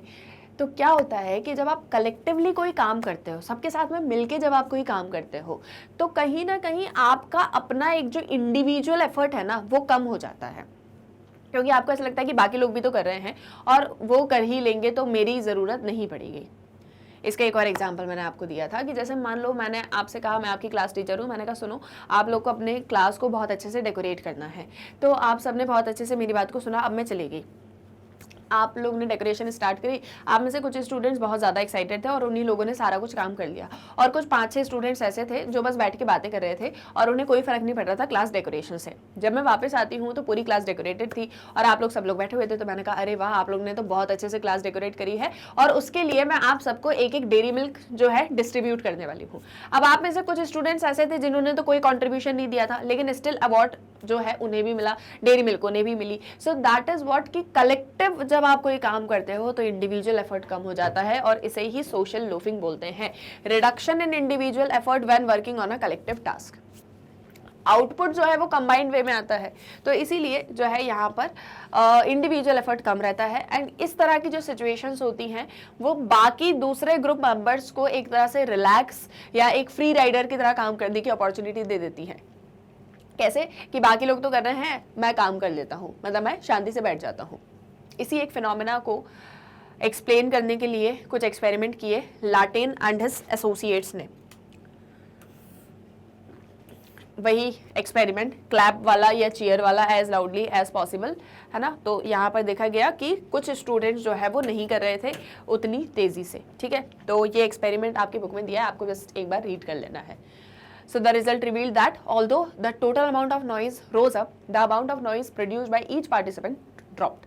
तो ऐसा जब आप क्लैपिंग करोगे तो क्लैपिंग तो बहुत तेजी से हो रही है, लेकिन धीरे धीरे करके हर एक इंडिविजुअल का इसमें पार्टिसिपेशन कम हो रहा है। क्या रीजंस हैं, ऐसा क्यों करते हैं हम लोग सोशल लोफिंग में, इंडिविजुअल एफर्ट को क्यों कम कर देते हैं, क्या कारण है? तो देखो, सबसे पहला ये है, group members feel less responsible for the overall task being performed and therefore exert less effort. अब जैसे मैंने आपसे कहा कि आपकी क्लास में, यही एग्जांपल लेके चलते हैं कि आपकी क्लास है 40 स्टूडेंट्स की और मैंने आके कहा कि आपको अपनी क्लास को डेकोरेट करना है, ठीक है। अब इसमें क्योंकि मैंने हर एक से तो नहीं बोला था, हर एक का नाम लेके नहीं बोला था, मैंने सिर्फ ये बोला था कि आपको अपनी क्लास को डेकोरेट करना है सबको मिलके। तो आपने कहा कि कौन सा टीचर मुझसे आके अकेले पूछेंगी कि मैंने क्या काम करा है, तो बेटर है ना कि मैं शांत बैठता हूँ, बाकी लोग तो कर ही रहे हैं। So this is known as कि आप कम रिस्पॉन्सिबल हो जाते हो ओवरऑल टास्क को लेके और आप अपने एफर्ट्स कम देते हो। मेरे ही अपना एग्जांपल देती हूँ। जब हमारे कॉलेज का फेयरवेल हुआ था, ठीक है, मतलब जब हमको फेयरवेल हमारे सीनियर्स को देना था, ऐसा होता है ना, फेयरवेल वाली चीज़ चलती है। तो जब कॉलेज में हमारे सीनियर्स को हमको फेयरवेल देना था, तो हमारे यहाँ 2 बैचेस हुआ करते थे, मतलब एक सेक्शन और दूसरा सेक्शन, तो दोनों सेक्शन को मिलके अपने सीनियर्स को हमको देना था फेयरवेल। तो हमारे यहाँ जो एक सेक्शन के स्टूडेंट्स थे ना वो बहुत काम करते थे, तो हम जो दूसरे सेक्शन वाले स्टूडेंट्स थे, मैं भी उसी दूसरे सेक्शन में थी, हम लोग ऐसे बोलते थे कि ये लोग तो काम कर रहे हैं ना, ए सेक्शन वाले, इन्हें कर लेने दो, ये लोग पूरा कर लेंगे, अपन बाद में चल देंगे फेयरवेल में। और हमने सच में यही चीज़ करी थी कि हमने कुछ भी नहीं किया था और उन्हीं ने सारे एफर्ट्स किए थे। इवन फेयरवेल वाले दिन भी वो लोग ना सीनियर्स को ऐसे सर्व कर रहे हैं और बहुत अच्छे से उनको सारा कुछ कर रहे हैं, and we are just chilling at the back, और बैठ के मस्त मजे ले रहे थे। तो ये चीज हम लोगों के अंदर होती है ना, सोशल लोफिंग हम लोग करते हैं, ठीक है। अब तुम लोग ऐसे मत सोचना, देखो मेरा थोड़ा ऐसा है, को करिकुलर एक्टिविटीज में मुझे इंटरेस्ट तो बहुत आता है लेकिन बहुत ज्यादा नहीं आता, मतलब ठीक है, ओके ओके टाइप है, तो मैं ज्यादा इंटरेस्ट नहीं लेती थी उन चीजों में। तो अब कारण क्या है, क्योंकि हम लेस रिस्पॉन्सिबल है। अब हमें लग रहा है कि यार वो वाले सेक्शन के स्टूडेंट्स तो कर रहे हैं ना, तो हमें करने की क्या जरूरत है, ठीक है। तो हम लोग लेस रिस्पॉन्सिबल हो जाते थे। मोटिवेशन कम है। मोटिवेशन क्यों कम है? क्योंकि they realise that their contribution will not be evaluated on individual basis. अब जैसे मान लो हमारा ये एक सेक्शन था, सेक्शन ए, और ये एक सेक्शन था, सेक्शन बी, हम लोग इसके पार्टिसिपेंट थे। अब टीचर्स ने हमको बोला था फेयरवेल ऑर्गेनाइज करने को, लेकिन टीचर्स ने हमको पूरा एज अ होल बोला था, ऐसा नहीं बोला था कि आपको ये काम करना है, या मुझे बोला कि सलोनी तुम्हें ये काम करना है, ऐसा कुछ तो उन्होंने बोला नहीं था। उन्होंने बस बोला था ऑर्गेनाइज करो। तो जब इंडिविजुअली हमारे एफर्ट्स काउंट नहीं होते, जैसे मान लो अगर टीचर बोलते हैं ना कि सलोनी आपको ये वाला काम करना है और इस स्टूडेंट को ये वाला काम करना है और इस स्टूडेंट को ये वाला काम करना है, तो हम अपना 200% देते, क्यों? क्योंकि हम इंडिविजुअली काम कर रहे हैं। लेकिन जब हम ग्रुप में काम करते हैं तो हमारे इंडिविजुअल एफर्ट्स काउंट नहीं होते, तो इसीलिए हम क्या करते हैं कि थोड़ा लेस रिस्पॉन्सिबल हो जाते हैं और ज़्यादा मोटिवेशन भी हमारा कम हो जाता है। Performance of the group is not to be compared with other groups. अगर हमारे ग्रुप की परफॉर्मेंस दूसरे ग्रुप की परफॉर्मेंस से कंपेयर नहीं हो रही है तो भी हम लोग सोशल लूफिंग करते हैं। मतलब जैसे मान लो कि आपको आपकी टीचर ने बोला था क्लास डेकोरेट करने को, और आप ही के साथ में, जैसे मान लो मैं अभी आपको एक एग्जांपल दे रही थी कि ये सेक्शन ए था और ये सेक्शन बी था। मान लो टीचर ऐसा बोलती कि एक फेयरवेल आपको ऑर्गेनाइज करना है, एक फेयरवेल आपको ऑर्गेनाइज करना है, और हम देखेंगे दोनों में से सबसे अच्छा फेयरवेल किसने ऑर्गेनाइज किया, तो शायद हम पूरे के पूरे क्लास के जो स्टूडेंट्स थे वो अपनी मेहनत लगाते। लेकिन क्योंकि यहाँ पर किसी तरह का कोई परफॉर्मेंस कंपैरिजन था नहीं, तो हमने काम किया नहीं और एज अ होल सबने काम किया। ठीक है, इम्प्रॉपर कोऑर्डिनेशन या मेंबर्स के बीच में अच्छा कोऑर्डिनेशन नहीं है, सबको अपना अपना टास्क नहीं मिल रहा है ना। और belonging to the same group is not important for members, it is only an aggregate of individuals. किसी एक ग्रुप से या सेम ग्रुप से आप बिलोंग कर रहे हो वो इंपॉर्टेंट नहीं है, बल्कि आप ग्रुप से बिलोंग कर रहे हो ये एक चीज़ इंपॉर्टेंट होती है। ठीक है, तो ये कुछ कुछ फैक्टर्स हैं। सब measures to reduce social luffing. अब ये सोशल लूफिंग को कम कैसे किया जा सकता है, कैसे इसको रिड्यूस करने की कोशिश करें, तो making the efforts of each person identifiable. आपको हर एक पर्सन को टास्क देना होगा, उसके एफर्ट्स को आइडेंटिफाई करना होगा। वर्क प्रेशर सभी के ऊपर बढ़ाना पड़ेगा, है ना। और आपको वर्क प्रेशर जब आप बढ़ाओगे ना तो सबको फील होगा यार काम ज़्यादा है तो चलो हम भी हेल्प करवा लेते हैं। ठीक है, then increasing the apparent importance और वैल्यू ऑफ अ टास्क। अगर टास्क की वैल्यू को बढ़ा दिया जाए तो, दूसरा इंडिविजुअल कंट्रीब्यूशन को अगर फील करवाया जाए तो, हर एक इंडिविजुअल को अगर अप्रेस किया जाए तो, ग्रुप कोहेसिवनेस को अगर स्ट्रेंथन किया जाए तो फिर एक सक्सेसफुल ग्रुप आउटकम हमको मिल सकता है और इस तरीके से सोशल लूफिंग को भी रिड्यूस किया जा सकता है।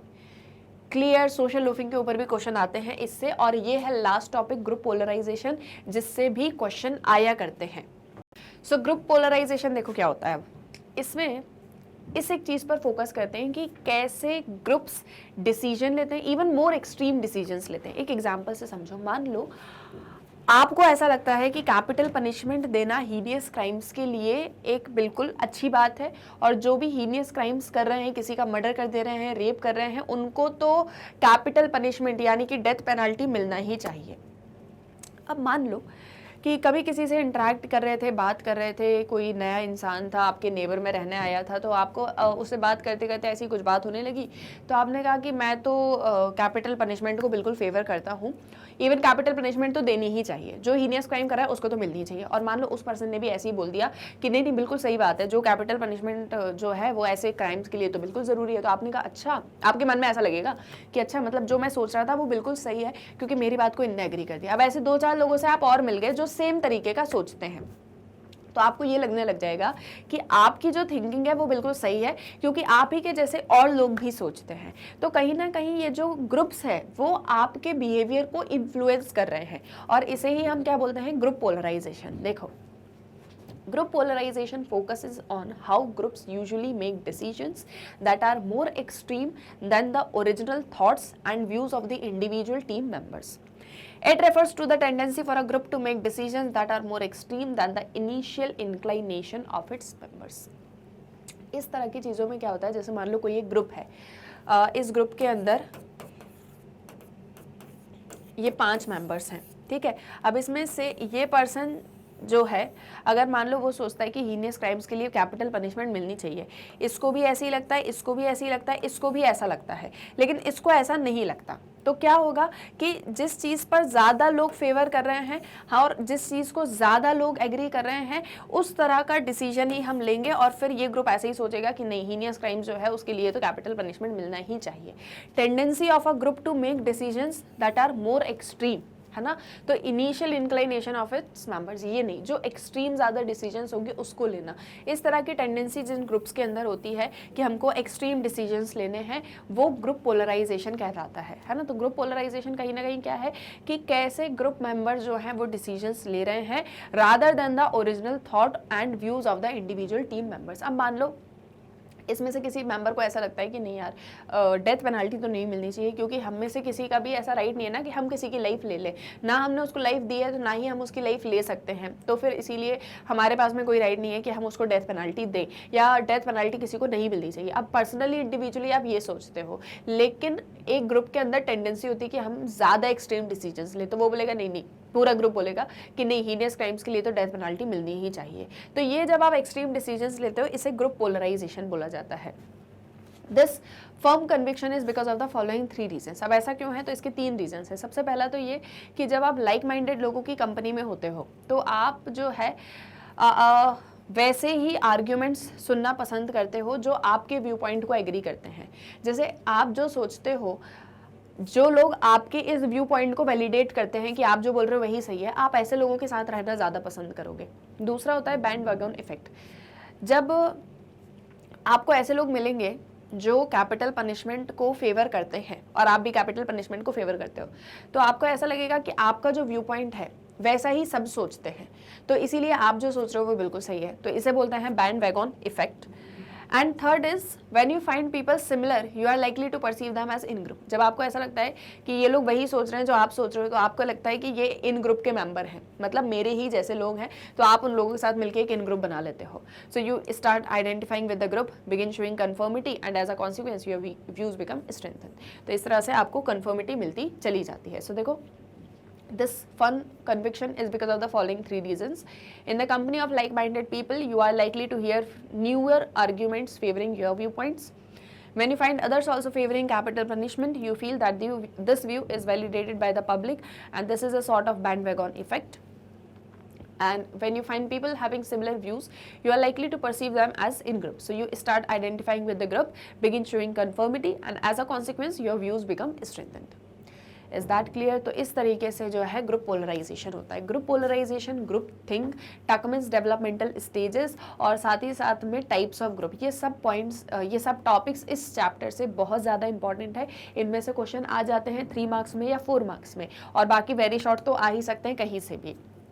तो आप ये याद रखोगे।